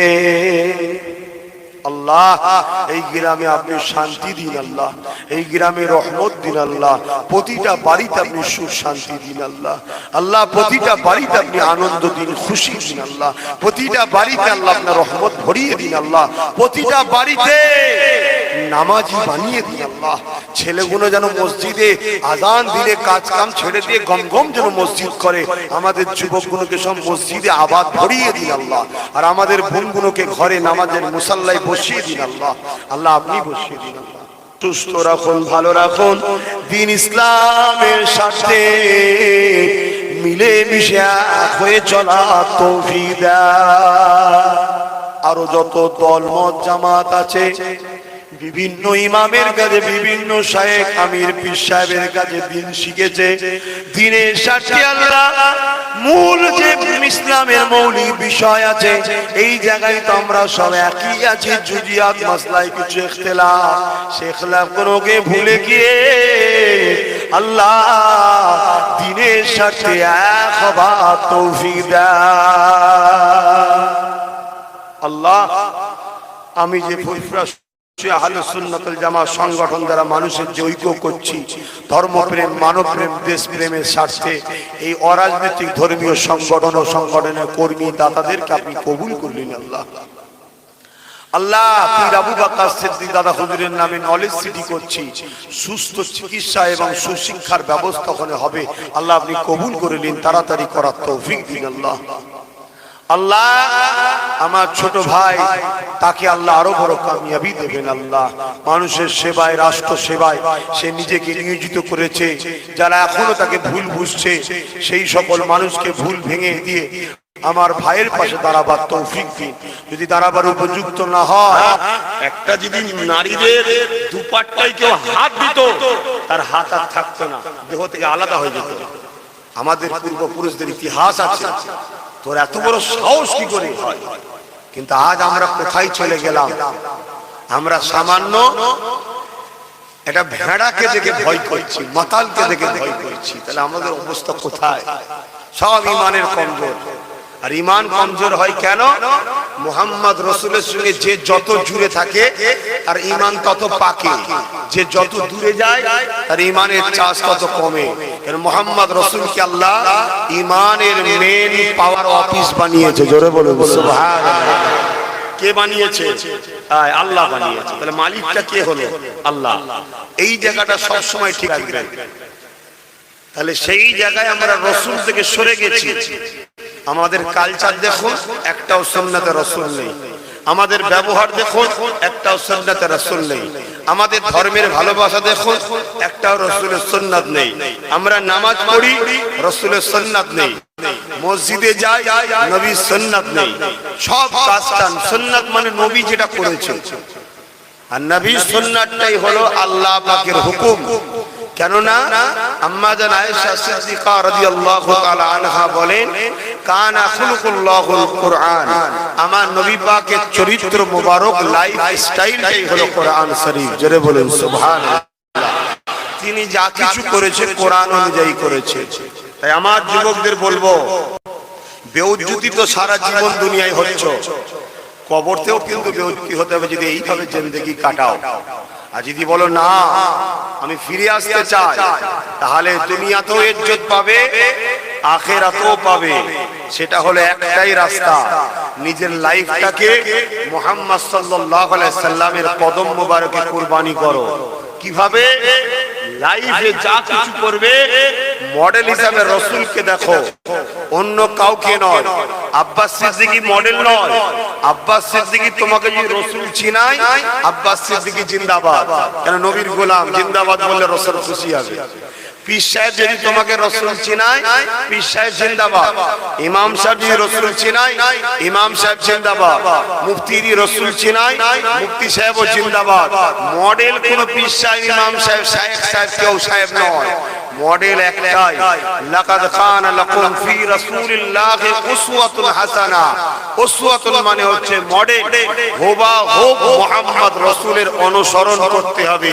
যা করতে বলছে করো, যা নিষেধ করেছে ছাড়ো। চেষ্টা তো করো, চেষ্টা করতে গিয়ে 100 এর মধ্যে 5টাও পেরেছো, 95টা পারোনি। দিলে যদি চেষ্টার তামান্না থাকে, আমার আল্লাহ দয়া করে তোমায় পাস করিয়ে দেবে। জোরে বলুন সুবহানাল্লাহ। তোমার আমার তো চেষ্টাই নেই। একবার যাই তো দেখি মাহফিলে, একবার যাই তো দেখি কি সমস্যা হচ্ছে, কোনো চেষ্টা নেই। আমরা দুনিয়ার জন্য যে চেষ্টা করি, সেই চেষ্টা যদি সামান্যটুকু রাসূলের প্রেমের চেষ্টা করতাম, দুনিয়া আমাদের পিছনে ছুটতো।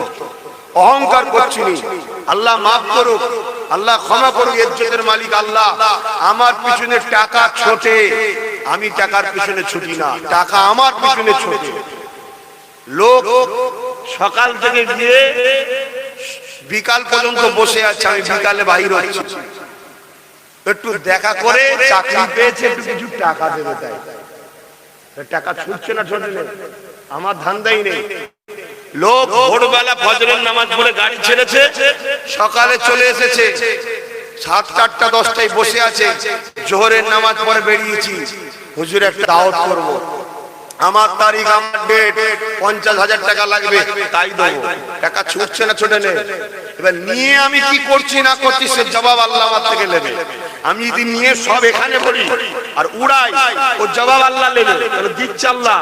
ওটাকে নিয়ে আমার কাজ হলো, যদি আমি চালাক হই, কপালওয়ালা হই, আবার আল্লাহর রাস্তায় খরচ করব, তাহলে আল্লাহ আমায় দুনিয়াতেও দিল, আখিরাতে আবার দেবে। জোরে বলুন সুবহানাল্লাহ।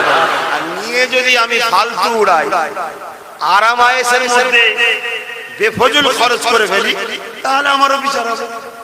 তা কি করছি আল্লাহ জানে, কিন্তু আমি বুঝাতে চাইছি যে তোমরা রাসূলকে ধরো, আল্লাহকে ধরো, তোমরা দুনিয়া তোমার পিছনে ছুটবে, কিন্তু আমার ঘরের ছেলে রাসূল ছেড়ে দিয়ে, আল্লাহ ছেড়ে দিয়ে, রাসূলের দুশমন, আল্লাহর দুশমন, দেশদ্রোহী, মানবতা বিরোধী, সমাজ বিরোধী, সন্ত্রাস, চরিত্রহীন, তারা আমাদের সব এখন সমাজের নেতা হয়েছে, তাদের পিছনে আমরা ছুটে বেড়াচ্ছি। তাই তো আমাদের দুর্দশা এটা। নিজের লাইফকে মসজিদের সঙ্গে জুড়ুন, নিজের লাইফকে নিজের পরিবারের কাছে দিন, নিজের লাইফকে মা বাপের কাছে দিন, নিজের লাইফকে ছোট ছোট বাচ্চাদের দেওয়ার সময় দিন, কোরআনের শিক্ষা দিন, নিজের লাইফকে ইমামের সঙ্গে বসে সময় দিন, দোয়া দরুদ শিখুন, নিজের লাইফকে হালাল ইনকামের জন্য বেশি বেশি করে দিন। কারণ হালাল ইনকাম করা মহান ইবাদতের কাজ। জোরে বলুন সুবহানাল্লাহ। তো ভাইয়েরা আমার, প্রথম থেকেই খুতবা ছাড়া এগুলো জলসাই হচ্ছে, ভুল বুঝছেন না তো? জলসাই হচ্ছে, তাই তো নাকি? জলসা কাকে বলে, ওয়াজ কাকে বলে? ভালো কথার উপদেশ দেওয়া। আমি কি খারাপ কথা শোনাচ্ছি নাকি আপনাদের? আমার কথা শুনে কি বিরক্ত হচ্ছে? আমাদের ছেলেরা কি করে এখন, সারাদিন কি করে? আমি এটা রুটিন বলছি, দেখো তো মেলে কি। খুব জোর সকালে ওঠে 8টা থেকে 9টা, খুব তাড়াতাড়ি যদি হয় 8টা থেকে 9টা। আমি ঘুম থেকে উঠা থেকে বলছি, 8টা থেকে 9টায় ওঠে। উঠে মুখ কোন রকম ভাবে ধোই, না ধুলেই মনে হয় ভালো ছিল, আরো হয়তো চকচকে থাকত। বিয়ে যদি না হয় চিল্লালো মা বলে, ভাত লিয়ে আয়, খাবার লিয়ে আয়, তরকারি লিয়ে আয়, যা লিয়ে আয়, তুই করলো, মা জানছে রে বাবা উঠে পড়েছে, ওকে তাড়াতাড়ি আগে দিয়ে না সব ভেঙে ফেলবে। যা কিছু সামনে দিল খেয়ে নিয়ে কোন রকম সেই নতুন জামাটাই আবার গলিয়ে দিল, গেঞ্জি হোক যাই হোক, বা ঢুকছে না টেনে টুনে এমন টাইট প্যান্ট পরে ফেললো। পড়ে গিয়ে বেরিয়ে বললো ওই দোকানের সামনে এদিক ওদিক আড্ডা দিয়ে মোবাইল নিয়ে হ্যান্ডে পড়ে গেল। যদি কেউ একটু কাজ কাম করে কাজে বেরিয়ে গেল, জোহর বেলা নামাজটা কাজা কোন রকম ভাবে এসে গোসলটা করে হয়তো খেলো একটু, আবার বেরিয়ে গেল। কাজ থাকলে কাজে, না হয় আড্ডা দেয় এদিক ওদিক, বা খেলাধুলা, বিকেলের নামাজও কাজা।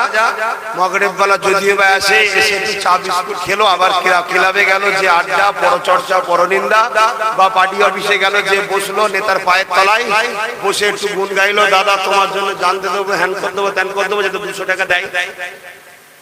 নিয়ে সন্ধ্যার সময় ঘরে এলো রাত 8টা 10টায়, এসে বললো ভাত কই, ভাত দিয়ে ঠান্ডা হয়ে যায়, তরকারি খারাপ হয়ে যায়, গালি গালা শুরু হয়ে গেল মা বাপের উপরে।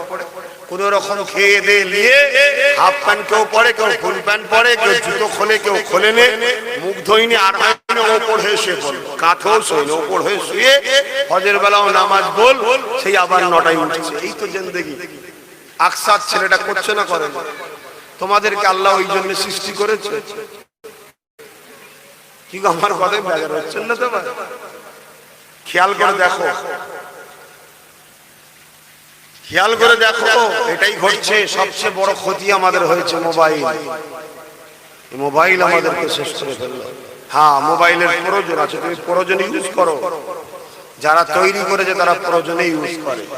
তো যা আসুন একটু অন্যদিকে এবার একটু বলি, কেন অনেক রাগ করে ফেললাম নাকি? আমি কাউকে ব্যক্তিগত রাগ করিনি, ভালোবাসি বললাম, নিবার হয় নিয়ে নেন, কামিয়াব হয়ে যাবেন। কেন আপনি 200 টাকার পিছনে ছুটবেন? আপনি ডেলি 2000 ইনকাম করার চিন্তা করুন, 10,000 ইনকাম করার চিন্তা করুন, হালাল বিজনেস করুন, হালাল কারবার করুন। কত রকম হালাল কারবার আছে, একটু খাটুন। এমনও কারবার আছে নারকলের ওই যে কি বলে ছুবড়া, ওই ছুবড়া ব্যবসা করে কোটি কোটির মালিক হয়ে যাচ্ছে। ঝাঁটা কাটি ওর ব্যবসা করে কোটি কোটির মালিক হয়ে যাচ্ছে, সারা বিশ্বে ছড়াচ্ছে। অনেক রকম বিজনেস আছে, করুন। আমাদের ছেলেরা কি করছেন আপনারা? আল্লাহ আমাদেরকে হেদায়েত করেন, বলুন আল্লাহুম্মা আমিন। দরুদ শরীফ আল্লাহুম্মা সাল্লি আলা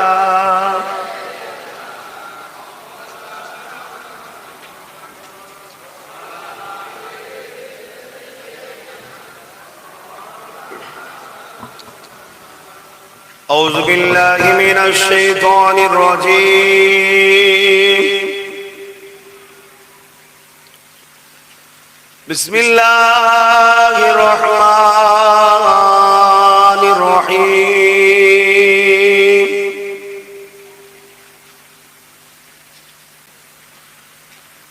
الحمد لله الحمد لله نحمده ونستعينه ونستغفره ونؤمن به ونتوكل عليه ونعوذ بالله من شرور أنفسنا ومن سيئات أعمالنا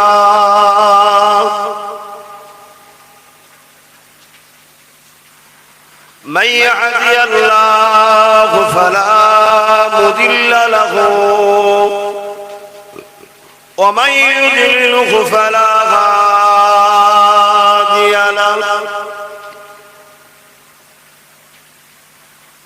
ونشهد أن لا إله إلا الله وحده لا شريك له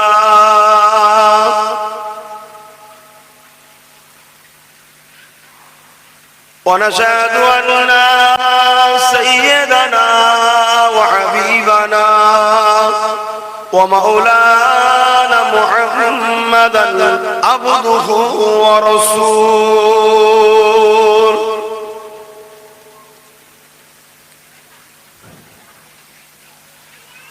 أما بعد فيا أيها العابرون رحمكم الله قال الله تعالى في كلام المزيد والفرقان الحميد إن الله وملائكته يصلون على النبي يا أيها الذين آمنوا صلوا عليه وسلموا تسليما اللهم صل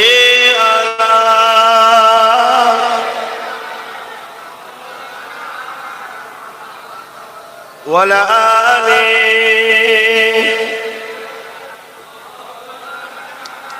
زبان خلی اللهم صل على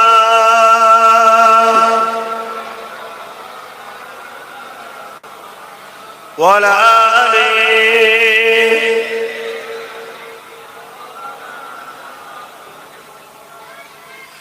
ہمیں جان دل سے پیارا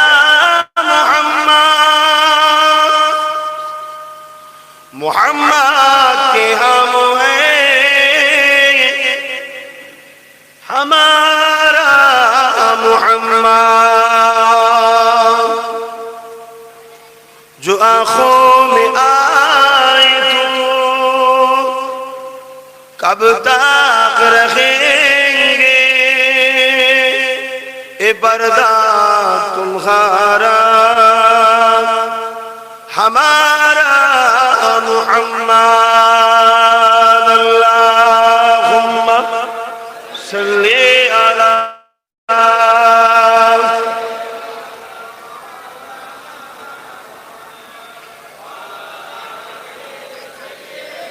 এটা চলবে না দেখবেন শর্ট শর্ট ডাবান না খেয়ে আস্তে করে চলা হবে হালকা আল্লাহ আমরা বড় আরাম পেয়ে আসি কষ্ট সহ্য করা যায় আল্লাহ যেন আমাদের ঘরে আর্শাইনের ছায়াটা দেয় না হয় অবস্থা খুব খারাপ হয়ে যাবে আল্লাহুম্মা সাল্লি আলা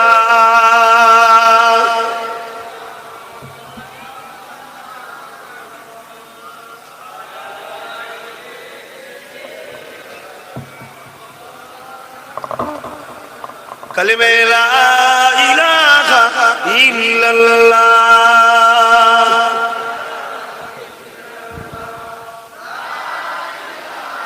इल्लल्लाह मुहम्मदुर रसूलुल्लाह ला इलाहा इल्लल्लाह ला इलाहा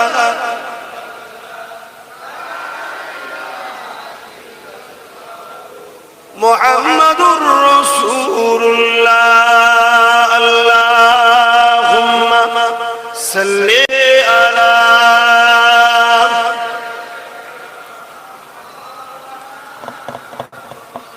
वला आलि सय्यिदना وقال الله تعالى في كلام المسيح والفرقان الحميد وما خلقت الجن والإنس إلا ليعبدون লিয়াবুদুন। আমার আব্বা ভাইরা, প্রতিটা জিনিসের একটা উদ্দেশ্য থাকে। আমরা যে মোবাইল গুলো কিনেছি এরও একটা উদ্দেশ্য আছে। যদি উদ্দেশ্যটা কাজে না লাগে এই মোবাইলটা আপনি রাখবেন। এই মাইক্রোফোনটা লাগিয়েছে একটা উদ্দেশ্য আছে, বক্স গুলোকে লাগানো যেটা উদ্দেশ্য আছে, মাইক গুলো লাগানো উদ্দেশ্য আছে। যদি না বাজে, আওয়াজ যদি না বাহির হয়, ওই মাইক গুলো কি রাখবেন? প্রতিটা জিনিসের একটা উদ্দেশ্য আছে। মাথার উপরে যে তেরপলটা দিয়েছেন, পানি যেন না গায়ে পড়ে। যদি গায়েই পড়লো, এই তেরপলটা দিওয়ার কোনো লাভ হলো? উদ্দেশ্য বেকার হয়ে গেল। ওটাকে রাখবেন? বেকার।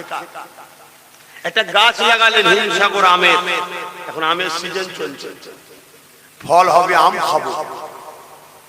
আপনি লাগাবার পরে দেখছেন গাছ বড়ই হয়ে যাচ্ছে, আপনি সার দিয়ে যাচ্ছেন, তাকে যত্ন করছেন, পানি দিচ্ছেন, সব করছেন। 1 বছর, 2 বছর, 3 বছর, 4 বছর, 10 বছর ফল দিচ্ছেন, ফল দিচ্ছেন। ভাই ও গাছ রাখবেন?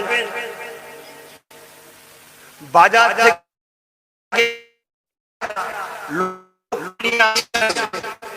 আপনার সামনে পাহারার জন্য পাহারা দেবে, রাত্রিরে আপনি আরামে একটু ঘুমাবেন। ও বেটা রোজ যে চলে যে ঘরে বলে ঘুমোচ্ছে, যখন ঘুমোই যে খবর দেয়, ওকে আপনি রাখবেন না? মাইনে দেবেন? তা আমাদেরকে যিনি সৃষ্টি করেছেন একটা উদ্দেশ্য আছে না? না, সেই উদ্দেশ্য যদি পালন না হয়, আমাদের মালিক কি আমাদেরকে ভালো রাখবে? কথা বলুন, সারাদিন ভালো রাখবে? আমরা তো নিজেরা তো উদ্দেশ্য ছাড়া কোনো জিনিসকে রাখি না, কিন্তু আমাদের স্রষ্টা এত দয়ালু, তিনি বলেছেন তোদেরকে আমি বানিয়েছি ইল্লা লিয়াবুদুন, শুধুমাত্র আমার দাসত্ব করবি।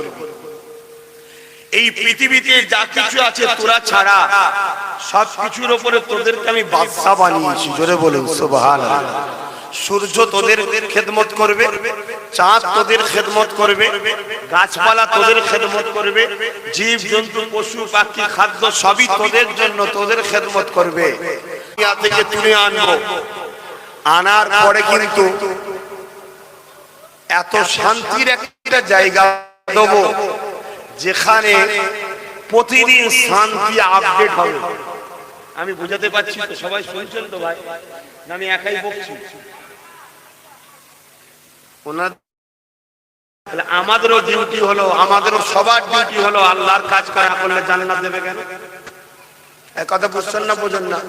স্বাভাবিক। দেখুন, আপনার বাড়িতে কারেন্ট চলে গেছে, একজনকে নিয়ে আসেন, ভাই মেনটা ঠিক করে দেখো কোথাও ফল্ট হয়েছে। সে এসে ঠিক চলে গেছে, মার ভাগ যাবে? হ্যাঁ, আর ঠিক যখন করলেন কোনো কিছু দেবেন নাকি? এখন আমরা মুসলমান ঠিক তো দূরের কথা, ইসলামের ক্ষতি করা শুরু করেছি আবার। কথা বুঝছেন না? কাজ তো করা দূরের কথা, ক্ষতি করতে শুরু করে দিয়েছি আবার আমরা।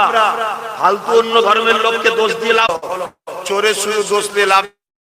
চোরের কাজ তো চুরি, তুমি দরজাটা বন্ধ রাখতো, সে দেখে চলে যেত। কি ভুল বলছি নাকি? এখন তেঁতুল তুমি যদি বাইরে খুলে রাখো তো গাল দিয়ে লাল পড়বে। লাল পড়লো কেন বলে তাকে মেরে লাভ নেই, তার থেকে তোমার আগে দোষ। যদি গায়ের কাপড় খুলে রেখে ঘুরে বেড়ায়, ও তো সমাজে এলো। তুমি যদি প্যাকিং হয়ে থাকতে, ও তোমায় দেখতো না, লাল করতো না, চিন্তা করতো না। ওর আগে দোষটা তোমার নিজের ভেবে দেখো। আবার এই কথা বলতে গেলে তথাকথিত যখন বুদ্ধিজীবী বেরিয়েছে, মনকে ঠিক করুনি কেন? ও শয়তান গুলো আমার বেশি শয়তান, ওরা রাত্রিরে ঘরে থাকে না, বাড়ি থাকে। শুনছেন? ওগুলো আমার বেশি শয়তান, বুদ্ধিজীবী বেরিয়েছে আবার।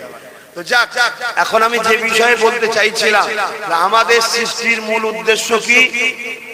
ইল্লা লিয়াবুদুন, শুধুমাত্র মহান স্রষ্টার দাসত্ব করা, অন্য কারণ নয়। সেই দোষ মহান স্রষ্টা যাতে খুশি সেটা করব, যাতে খুশি না করব না। স্রষ্টা যদি আমার মরণে খুশি আমি মরতে রাজি, স্রষ্টা যদি আমার শুকিয়ে থাকাতে খুশি আমি শুকাতে রাজি, স্রষ্টা যদি আমার চোখে অন্ধ হওয়াতে খুশি আমি অন্ধ হতে রাজি, স্রষ্টা যদি আমার জিভটা কেটে লিয়াতে রাজি আমি জিভ কাটতে রাজি, স্রষ্টা যদি আমার বাচ্চাকে কুরবানি করাতে রাজি আমি বাচ্চাকে কুরবানি করতে রাজি, স্রষ্টা যদি আমার ধন দৌলত সব গরিবদের মধ্যে বিলিয়ে দিলে রাজি আমি তাতেই রাজি। কেন আমি আমার নয়, আমি হলাম স্রষ্টার। জোরে বলুন সুবহানাল্লাহ। আমার বলে কোনো কিছুই নাই। এই শরীরে যা দেখছেন আমার নয়, পকেটে যা আছে আমার নয়, ঘরে যা আছে আমার নয়, সবটাই স্রষ্টা দিয়েছে। কিছুক্ষণের জন্য ব্যবহার করো। ব্যবহারটা করবে কিভাবে? আমি দিচ্ছি আমার স্টাইলে। আর আমার স্টাইলটা কি? এই স্টাইলটা প্র্যাকটিক্যালে দেখাবে বলে আমি যুগে যুগে যুগে যুগে আমার বন্ধুদের পাঠাই।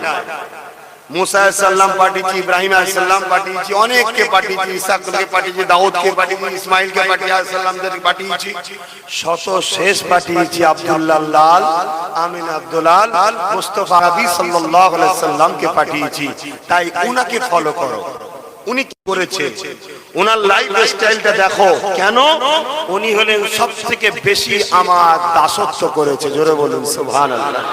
এই জমিন এবং আসমান ফেরেশতা কায়নাতে যা কিছু আছে সবথেকে বেশি যদি আল্লাহর কেউ দাসত্ব করে থাকে সেই নামটা হলো মুহাম্মদ রাসূল। জোরে বলুন সুবহানাল্লাহ।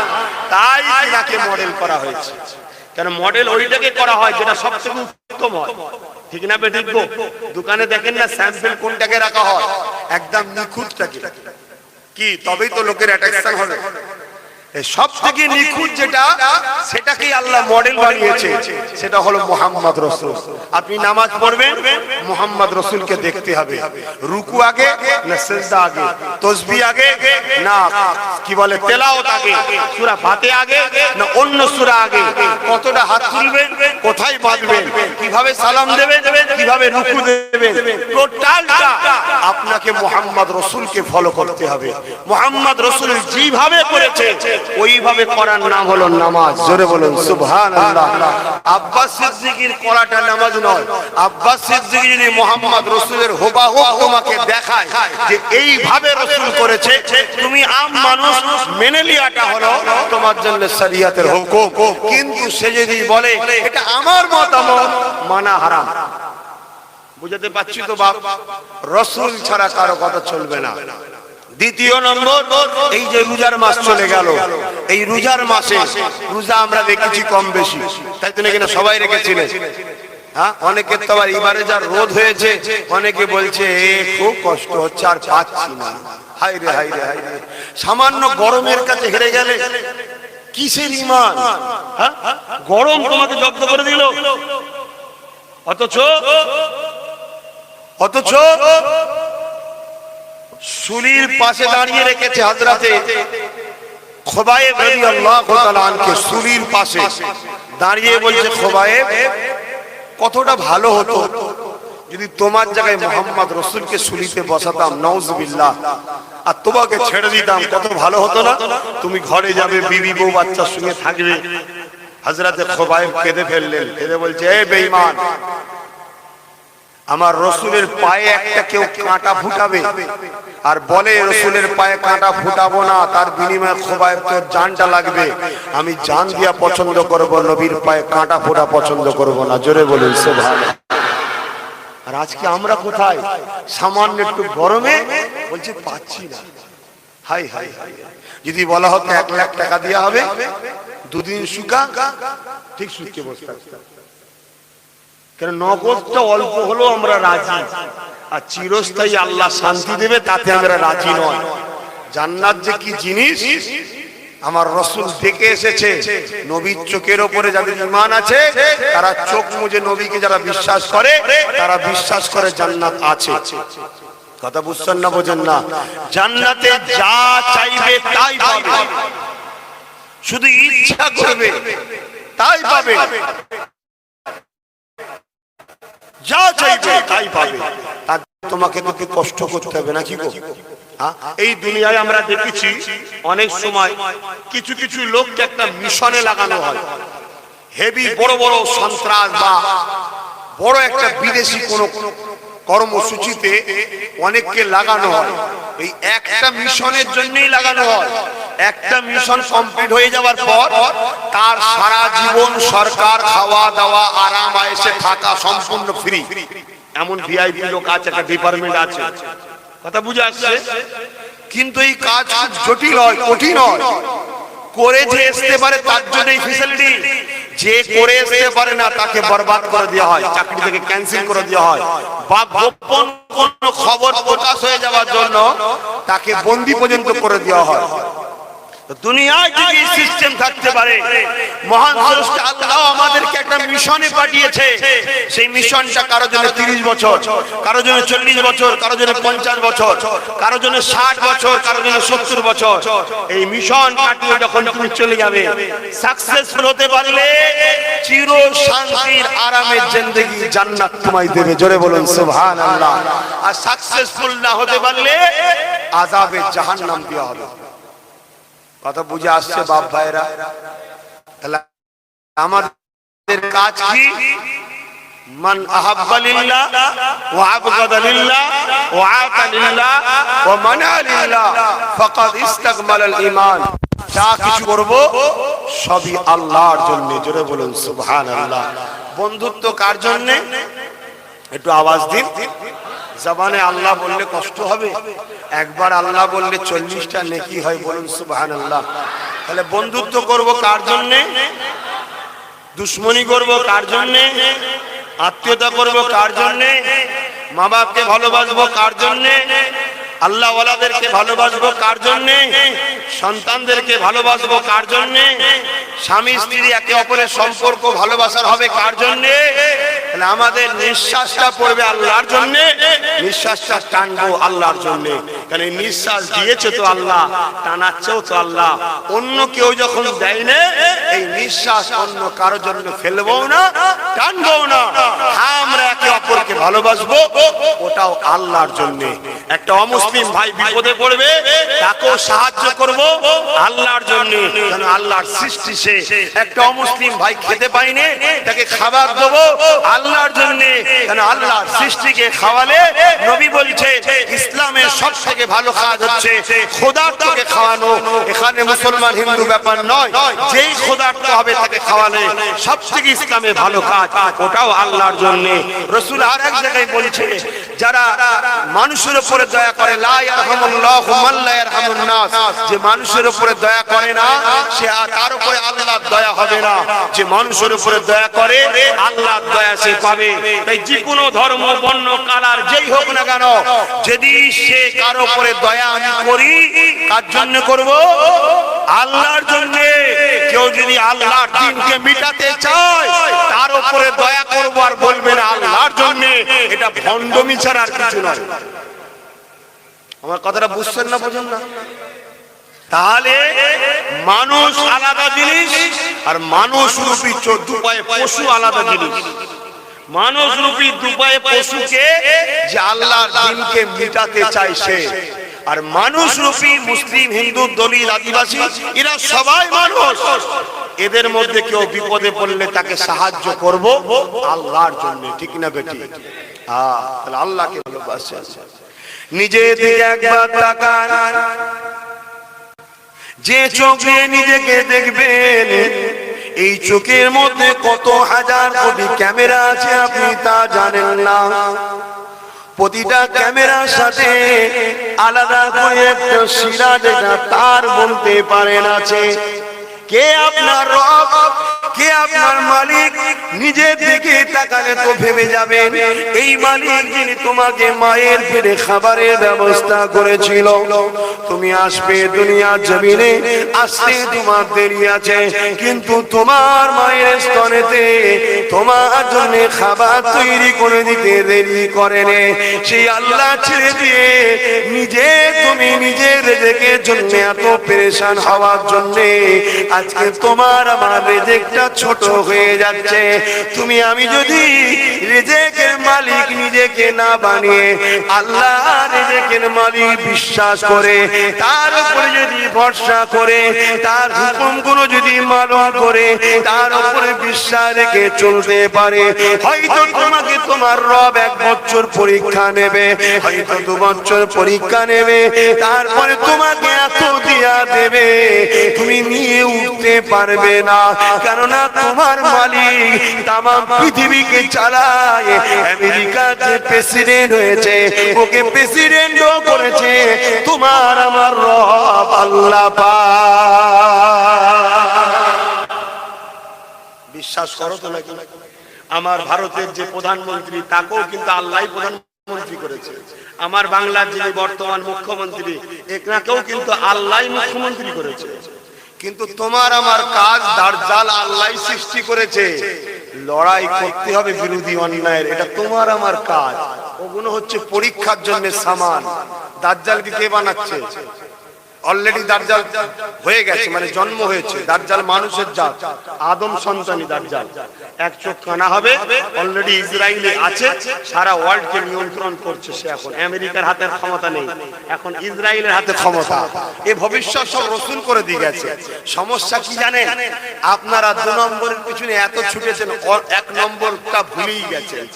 আসুন না নবীর গোলামদের কাছে, নবীর দ্বীনের ছাত্রদের কাছে আসুন, আমাদের কাছে আসুন। কি জানতে চান? 7 তবক জমিনের নিচে কি আছে ওটা শুনবেন? ওটাও আমরা জানি। আপনি সারা পৃথিবীর বিজ্ঞানকে খুঁজে ফেলুন, প্রথম আসমানের উপরে কি আছে বলতে পারবে না। কিন্তু আমরা বলে দেবো 7 তবক আসমান, তার উপরে কি আছে, তার উপরে কি আছে, তার উপরে কি আছে। প্রথম আসমান থেকে দ্বিতীয় আসমান কত দূর, দ্বিতীয় আসমানের সাইজ কতটা, আমরা বলে দিতে পারবো। পৃথিবীর কোন বিজ্ঞান বলতে পারবে না। কারণ আমরা মুস্তাফা জানে রহমতের ঘরের ছাত্র।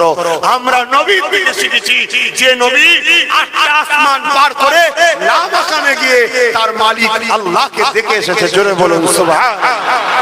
আপনারা তো আমাদেরকে গুরুত্ব দেন না। আপনারা আমাদেরকে মসজিদে ঢুকিয়ে রেখে দিয়েছেন। ওখানে যাও মৌলী সাহেব নামাজ পড়ো, তাসবিহ পড়ো। তুমি কেন বাইরে বেরিয়ে ব্যবসার কথা বলবে? তুমি কেন বাইরে বেরিয়ে রাষ্ট্র পরিচালনার কথা বলবে? তুমি কেন বলবে? আরে এমন একজনের ঘরের ছাত্র আমরা, মুহাম্মদ রাসূলের ঘরের ছাত্র হলো আলেমরা। তারা মুহাম্মদ রাসূল হলে দোনো জাহানের সুলতান ছিল। জোরে বলুন সুবহানাল্লাহ। এমন একটা রাজত্ব তিনি করা শিখিয়েছে আমাদের ঘরে। মদিনার জমিনে 1500 বছর আগে শিখিয়ে দিয়ে গেছে। আজকের দিন পর্যন্ত মদিনা শরীফে একটা নারী সেই দিন থেকে আজ পর্যন্ত ধর্ষিতা হয়নি। কারণ সিস্টেমটা রাসূল এমন শিখিয়েছে। জোরে বলুন সুবহানাল্লাহ। তোমরা তো আমাদের বিশ্বাস করো না, তাই মা বুটিদেরকে বাঁচাতে পারছো না। যদি আমাদেরকে বিশ্বাস করো, একটা বছর দিয়ে দেখো ভারতের জমিনে একটা নারী ধর্ষিত হবে না। চ্যালেঞ্জ বলে বিশ্বাসই তো করো না। তোমরা মনে করো মোল্লারা আর কি বোঝে? মোল্লারা সব বোঝে, শুধু মোল্লাদের মালিক বলেছে চোখটা একটু নিচে করে রাখ, দুনিয়া শেষের দিকে তাই নিচে করে রেখে দিয়েছে। তারপরও ভালোবাসি বলে ফেলছে আবেগে। এখন শেষের সময়, এই সময় বলার বিষয়ে রাসূলের অনেক নিষেধ আছে। কেন এখন ভালো কথা লোক নেবে না, বেউজ্জতি করবে, করছে না করে না, সমালোচনা করে না করে না। তাহলে তাই রাসূল বলেছে এখন একটু বুঝে বুঝে বলো। এখন ছাড়ো আছে, তারপরেও সব তো আমাদেরই ঘরের ছেলে রে বাবা, কি করব? না বললে আরো ধ্বংস হয়ে যাবে। কমসে কম তোমরা তো বিশ্বাস করো আমাদের ঘরে, এই আলেমদের ঘরে বিশ্বাস করো। মসজিদের ইমাম বলে তাকে গুরুত্ব হারা করো না। এই গ্রামে সবথেকে যদি সম্মানীয় কেউ থাকতে পারে সেটা মসজিদের ইমাম, ঠিক না বেটি? কেন সব থেকে আল্লাহর মহান ইবাদতের কাজ হলো নামাজ। ওই নামাজের নেতৃত্ব যে দেয় সে কি সব থেকে সম্মান নয়? কিন্তু তার ইজ্জত আছে, তার ইজ্জত আছে। সে হক কথা বলতে পারে, বলতে পারে। সে যদি বলে ঘন্টা বন্ধ কর, বিয়াদব কোথাকার মসজিদে আজান আওয়াজ হচ্ছে, মসজিদে কোরআন আছে, গান বন্ধ, বলতে পারবে? গ্রামে গিয়ে কার বাড়িতে, মুসলমানের বাড়িতে, অমুসলিমকে বলতে যাবো না আমি, কেন ওটা গণতান্ত্রিক দেশ, অধিকার আছে তার। একটা মুসলমানকে কি ইমাম সাহেব বলতে পারবে? বলবে ফজরের পরে তোর মুখ না দেখতে পাই পালাবি না, জবাই করে ফেলবো। কি কথা রে বাবা! বলে না, বলে না। তোমার গ্রাম নাই আল্লাহ ভালো হয়তো হচ্ছে না, হয়নি। হ্যাঁ, আর এতে ইমামদেরও একটু দোষ আছে। মাফ করবেন, আমি সব ইমামকে বলছি না, কিছু ইমাম আছে দোষ আছে। এখন ইমামদের ঘরে আবার ধুতি দেওয়া হচ্ছে, ধুতি জানেন কি জানি না, ঈদ উপলক্ষ করে বিভিন্ন জায়গায় ইমামকে ধুতি দিচ্ছে। ইমাম সাহেব একটা ধুতি নিবার জন্য লাইন দিয়ে দাঁড়িয়ে আছে। হাই রে ইমাম, আপনিও বুঝলেন না যে আল্লাহ আপনাকে কোথায় দিয়েছে? না হয় আপনার সংসারটা একটু অভাবের, আপনার 5,000 টাকার মাইনে, কিন্তু আপনি একবারও ভেবে দেখেছেন যার 5 লাখ টাকার মাইনে তার থেকে আল্লাহ আপনাকে শান্তিতে রেখেছে? এটা ভাবেন না কেন? আর এটা বলার অধিকার আমার ইমামের উপরে আছে, কেন ইমামের আমি ভাই হই, আমরা একই তো লাইনের মানুষ, মৌলভী সাহেব সব, তাই একটু আপন মনে করে বললাম, কাউকে ব্যক্তিগত বলিনি, একটু ভুল আছে, এগুলোকে চেঞ্জ করতে হবে। নিজেকে চেনা অহংকার নয়, নিজেকে চেনা অহংকার নয়, নিজেকে আল্লাহ একটা নিয়ামত দিয়েছে, এই নিয়ামতটাকে মর্যাদাটাকে রক্ষা করাটা অহংকার নয়, এটা আল্লাহ শুকরিয়া আদায় করা। জোরে বলেন সুবহানাল্লাহ। আমি ইমাম সাহেব, আমার মধ্যে কোরআন আছে, সুন্নাত আছে, হাদিস আছে, আমি যে দাঁড়িয়ে আছি কোথায়? একজন ফাসিক ফাজিল বেহুদা দাঁড়িয়ে মুতা বেনামাজি শরিয়ত বিরোধী চেয়ারে বসে আছে, তার পাশে আমি দাঁড়িয়ে আছি। ওই জায়গায় ইমামের বোঝা উচিত ছিল আমার কোরআনকে আমি অপমান করলাম, আমার হাদিস রাসূলের সুন্নাতকে আমি অপমান করলাম। ওই জায়গায় আমি যাব না যে জায়গায় আমার নেতৃত্ব চলবে না। আমার নেতৃত্ব চলবে, আমি যাব। আর নাই তোরা বাবা তোদের করে লেগে যা, আমি নেই। কি গো, আমার বলা ভুল হচ্ছে নাকি? আর আপনারা যারা আম মুসলমান আছেন, আপনাদেরও উচিত আলেমদের সম্মান করা। লাভ আছে না নাই এ বিষয়ে একটু বলবো আলেমদের ব্যাপারে, কারণ আজ আলেমরা বড় অপমান হচ্ছে, একটু বলবো। আল্লাহ পাক আল্লাহ নবী জানালেন, আল উলামা ওয়ারাসাতুল আমবিয়া, আলেম হাক্কানীরা হলো আমি রাসূল, আমার ওয়ারিস। কিসের ওয়ারিস? ইলমের ওয়ারিস। আমি রাসূল যে সুন্নাত গুলো রেখে গেছে, আমি যে দ্বীন রেখে গেছি, এই দ্বীনের উত্তরাধিকারী ওয়ারিস হলো আলেমরা। এই যুবকেরা তাই কিয়ামতের দিনেতে যেদিন মাথা রাখবেন, দেখতে লাভ এক হাত উপরে আল্লাহ পাক সূর্যকে নামিয়ে দেবে, ওই দিন আল্লাহ পাক আওয়াজ দেবে, হে আমার আলেম বান্দারা, তোমরা সমস্ত মানুষের থেকে আলাদা হয়ে দাঁড়াও। সবার সঙ্গে তোমরা একসাথে থাকবে না, তোমরা আলাদা হয়ে দাঁড়াও। হে আমার আব্বা জানেরা, মায়েরা, বোনেরা, ভুল আমাকে বুঝবেন না, আলেমের মর্যাদা কত শুনুন। এ যুবকেরা, তরুণেরা, বাপেরা, আমার আল্লাহ পাক সময় বলবে আলাদা হয়ে দাঁড়া। আলেমরা আলাদা হয়ে যাবে, আলাদা হয়ে যাবার পরে আল্লাহ দ্বিতীয়বার বলবে, হে আমার আলেম বান্দারা, আমি তোমাদেরকে আলেম বানিয়েছিলাম জাহান্নামে পাঠাবার জন্য নয়, বা তোমাদের বিচার নিবার জন্য নয়, আমি তোমাদেরকে ভালোবেসেছি বলি তো আলেম বানিয়েছিলাম। যাও আজকের দিনে আমি আল্লাহ তোমাদেরকে বেহিসাব জান্নাতি বানিয়ে দিলাম। তারা খুশি হয়ে যখনই আগাতে যাবে, একদল লোক রাস্তায় আটকাবে আলেমদের, মৌলানা সাহেব, আলেম সাহেব, হুজুর সাহেব, যে যে ভাষায় থাকে, দাঁড়া, আমরা তো জাহান্নামী ঘোষণা হয়ে গেছি, আর আল্লাহ আপনাদের তো বেহিসাব জান্নাত দিল। আপনারাই তো জলসায় ওয়াজ করতেন, আল মারউ মাআ মান আহাব্বা, যে যাকে ভালোবাসবে তার সঙ্গে জান্নাতে যাবে। কি ওয়াজ করে না করে না? হ্যাঁ, আলেমরা করে না করে না? এ সম্বন্ধে বুখারী মুসলিম একটা হাদিস আছে। এক গ্রামের মানুষ, গ্রাম্য মানুষ রাসূলের কাছে আসলেন, সাদা মাটা লোক। গ্রাম্য বুঝাতে চাইলাম কেন? সাদা মাটা নরমাল। শহরের থেকে গ্রামের লোকের একটু সাদা মাটা, অত মনে পেঁচ কাজলি চলে না, ঠিক না বেটি?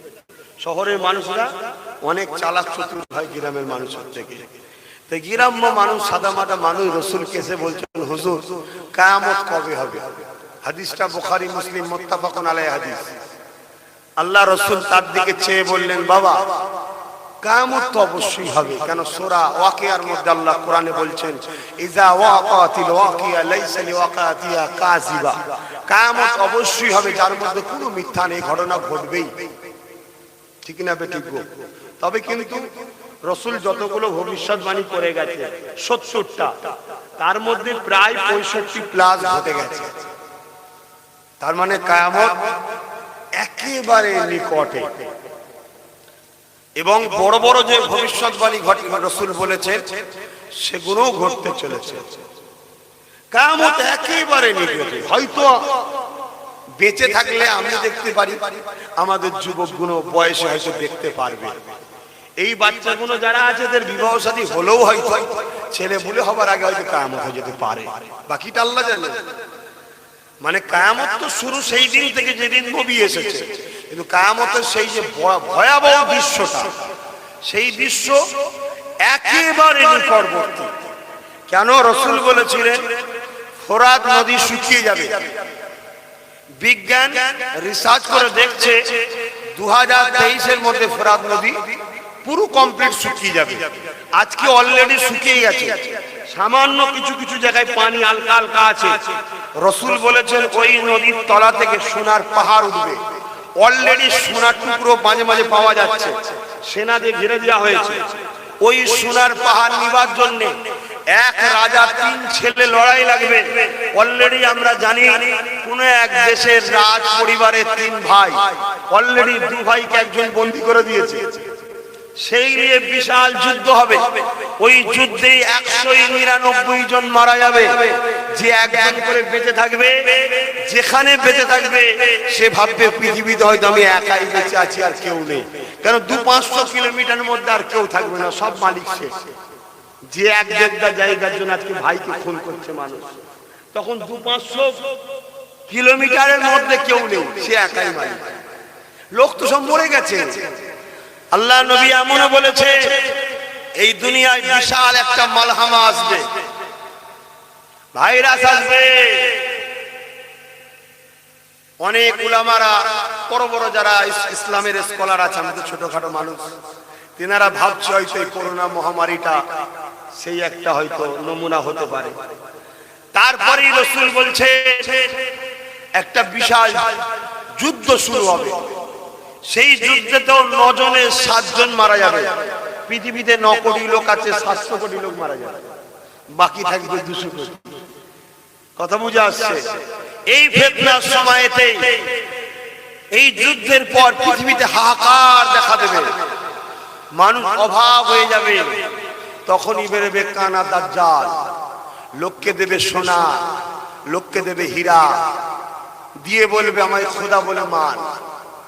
আজ যদি 1000-2000-এ আমরা নিজেরা ভিক্ষার হাতের জন্য লাইন দিতে পারি, নবীর দুশ্মন ইসলামের দুশ্মনের পিছনে যদি ঝান্ডা ধরে ঘুরতে পারি, কারোবারই অভাব না থাকার পরেও সেদিন দাজ্জাল বেরোবে, যেদিন মানুষ খেতে পাবে না। আর সেই অভাবটা এখন থেকে তৈরি করা হচ্ছে সারা পৃথিবীতে। থেকে থেকে কোনো কিছু নাই, হঠাৎ লকডাউন। কেন?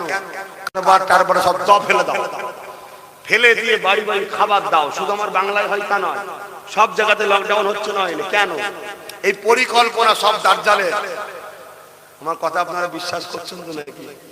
হ্যাঁ, সারা পৃথিবী থেকে নিয়ন্ত্রণ হচ্ছে ইসরায়েল থেকে। ব্যাংকিং সিস্টেম যেটা আছে, এই ব্যাংকিং সিস্টেম বন্ধ হয়ে যাবে। হঠাৎ করে শুনবেন আপনার টাকা নেই ব্যাংকে, সব বন্ধ হয়ে যাবে। মাথায় হাত, কি হবে? সব করবে, করে দিয়ে মানুষকে ভিখারি বানিয়ে ফেলবে।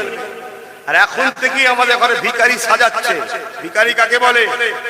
হাত পাতা, ফ্রিতে খাওয়া, সুস্থ শরীর, খাটা উপযুক্ত, তাও বসে খাইবা হাত পাতে, একে বলা হয় ভিখারি। আর যে অভাবী আলাদা আর ভিখারি আলাদা। অভাবী কাকে বলে? দুটো পা নেই, চোখ নেই, বাড়ির কেউ নেই ইনকাম করার, কি হয়তো স্বামী মারা গেছে, 4টে ছেলে, কেউ নেই বাড়িতে, অন্য বাচ্চাগুলোকে পড়াবো কি করে, নাচার অভাবী। লোকে যে বলেছে যদি একটু খেয়াল করতেন, অভাবীরা বাইরে বেরোয় না, ভিখারিরাই বাইরে বেরোয়। অভাবীরা লজ্জায় ঘরে ঢুকে গেছে, ভিখারি চাপে পড়ে। এজন্যে কোন কথা বলি বলেন একদিন এসে, এজন্যে উচিত যাকাত যারা দেয়, আজকে ধনীদের রুজি, মুসলমান ধনীদের রুজিতে বরকত নেই কেন? এই যাকাতটা ঠিক জায়গায় হচ্ছে না দিওয়া। যাকাত হয়তো দিচ্ছেন, ঠিক জায়গায় যাচ্ছে না। জাকাতটা কিভাবে দিতে হয় সেটাই তো আকসার মুসলমান জানে না। আর মুসলমানদের কি দোষ দেবো? সমাজের বড় বড় অভিভাবক যারা ধর্মের ঠিকালে বসে আছে তারাই তো এই সমাজটাকে গোমরা করছে। বললেই এখন সবাই মিলে পিছনে পড়ে যাচ্ছে, সমস্যা। জাকাত অ্যাকচুয়ালি কি? জাকাত হলো আপনার ব্যবসাতে গরিবের পক্ষ থেকে শতকরা 2.5 টাকা পার্টনার আল্লাহ পাক নিজে হয়েছে। বুঝাবার জন্য পার্টনার বললাম, ভুল বুঝবেন না। গরিব হলো এটা পার্টনার, আপনার ব্যাচলার, কিন্তু লাগিয়েছে কে?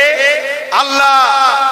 ওই টাকাটা আপনার পার্টনারকে দিতে হবে, অর্থাৎ আল্লাহর পক্ষ থেকে গরিবকে দিতে হবে। গরিবের মধ্যে কাকে দেবে? ঈমানদার মুসলমানের মধ্যে, আপনার আত্মীয়ের মধ্যে যে গরিব আছে সে প্রথম হকদার। আপনার আত্মীয়কে গরিবকে দেন দেন দেন, যদি কেউ দিয়ে থাকেন জাকাত তাহলে ঠিকভাবে আদায় করছে। আর কি দেবেন? চাল, আলু, পেঁয়াজ, মুগি, শাড়ি না, আপনি টাকা দিতে হবে। টাকা, টাকার মালিক সে। সে শাড়ি কিনবে কি, মুগি কিনবে কি, জামা কিনবে কি, ওষুধ কিনবে, তার টাকা সে বুঝবে। আপনাকে টাকা দিতে হবে। এখন সব ফ্যাশন হয়েছে শাড়ি দেওয়া, মুগি দেওয়া। আবার দেখা যাচ্ছে যেখানে দিচ্ছে 100-র মধ্যে 10টা হয়তো ইমানদার মুসলমান, বাকি সব অন্য ধর্মে দিয়ে চলে যাচ্ছে। ইসলামকে নিয়ে খেলা করবেন না, কেন ওইটা আপনার পয়সা নয়। আপনি ওখানে মাতব্বরি করলেন কোন সাহসে? ওই পয়সাটা হলো আপনার আত্মীয়ের মধ্যে যে গরিব তার হক, সে যদি না হয়। দ্বিতীয় হলো আপনার পাড়া প্রতিবেশীর মধ্যে ইমানদার যে আছে তার হক। পাড়া প্রতিবেশীর মধ্যে যদি ইমানদার কোনো গরিব না থাকে তাহলে বিশ্বের যে কোনো গরিব মুসলমানের হক ওটা। আপনি ওই 2 লাখ হোক, 50,000 হোক, 10,000 হোক, যার জাকাত হয়েছে, ওটা একটা টাকা আপনি অন্য কাউকে দিতে পারবেন না। ও টাকার মালিক আপনি নয়, গরিবটা মালিক। যদি আপনি না দেন হক কংসের গুনাহ হবে, আপনি জিম্মেদার রয়ে গেলেন। কিয়ামতের দিন আমার আল্লাহ ওটাকে লোহার জাহান্নামে বেড়ি করবে, ওরে আপনাকে টেনে জাহান্নামে নিয়ে যাবে। আর এক রাতে আছে ওটাকে সাপের আকার পরিণত করবে, আপনাকে সেই সাপ গিলতে থাকবে, তেল খেলিয়ে ফেলবে। নারায়ণ না কবরে ঢোকেন শুধু হাড়ে হাড়ে বুঝিয়ে দেবে। আমি আপনাদের শুধু আজ করছি না, এই যে দেখছেন না, এই মাধ্যমে সোজা চলে যাচ্ছে সব জায়গায় অজ হচ্ছে, সব জায়গায় অজ বসে বসে শুনছে। আমি সবাইকে শিক্ষা দিচ্ছি, আমার মুখ কথা কিন্তু আমার নয়, পরিবর্তন হয়। জাকাতের জন্য আজকে যদি জাকাত ঠিকভাবে দিতে পারতো তাহলে কেন আমার এলাকার 22 বছর হয়ে গেল একটা মেয়ের এখনো বিয়ে হয়নি? কেন হয়নি? পয়সার অভাবে। যদি প্রকৃত জাকাত দেওয়া হতো তাহলে ওই বোনটার 18 বছর বয়সেই বিয়ে হতো, ঠিক না বেঠিক? আজকে এই 22 বছর বয়স হয়ে যাওয়ার জন্য শরীরের একটা চাহিদা খিদে আছে, আর এত বয়স হয়ে যাওয়ার জন্য তার বাপ মার একটা টেনশন আছে। এত বয়স হয়ে যাওয়ার জন্য পাড়ার লোকেরাও তার বাড়িতে বারবার ডিস্টার্ব করছে, অসৎ চরিত্রের কিছু ছেলেরা।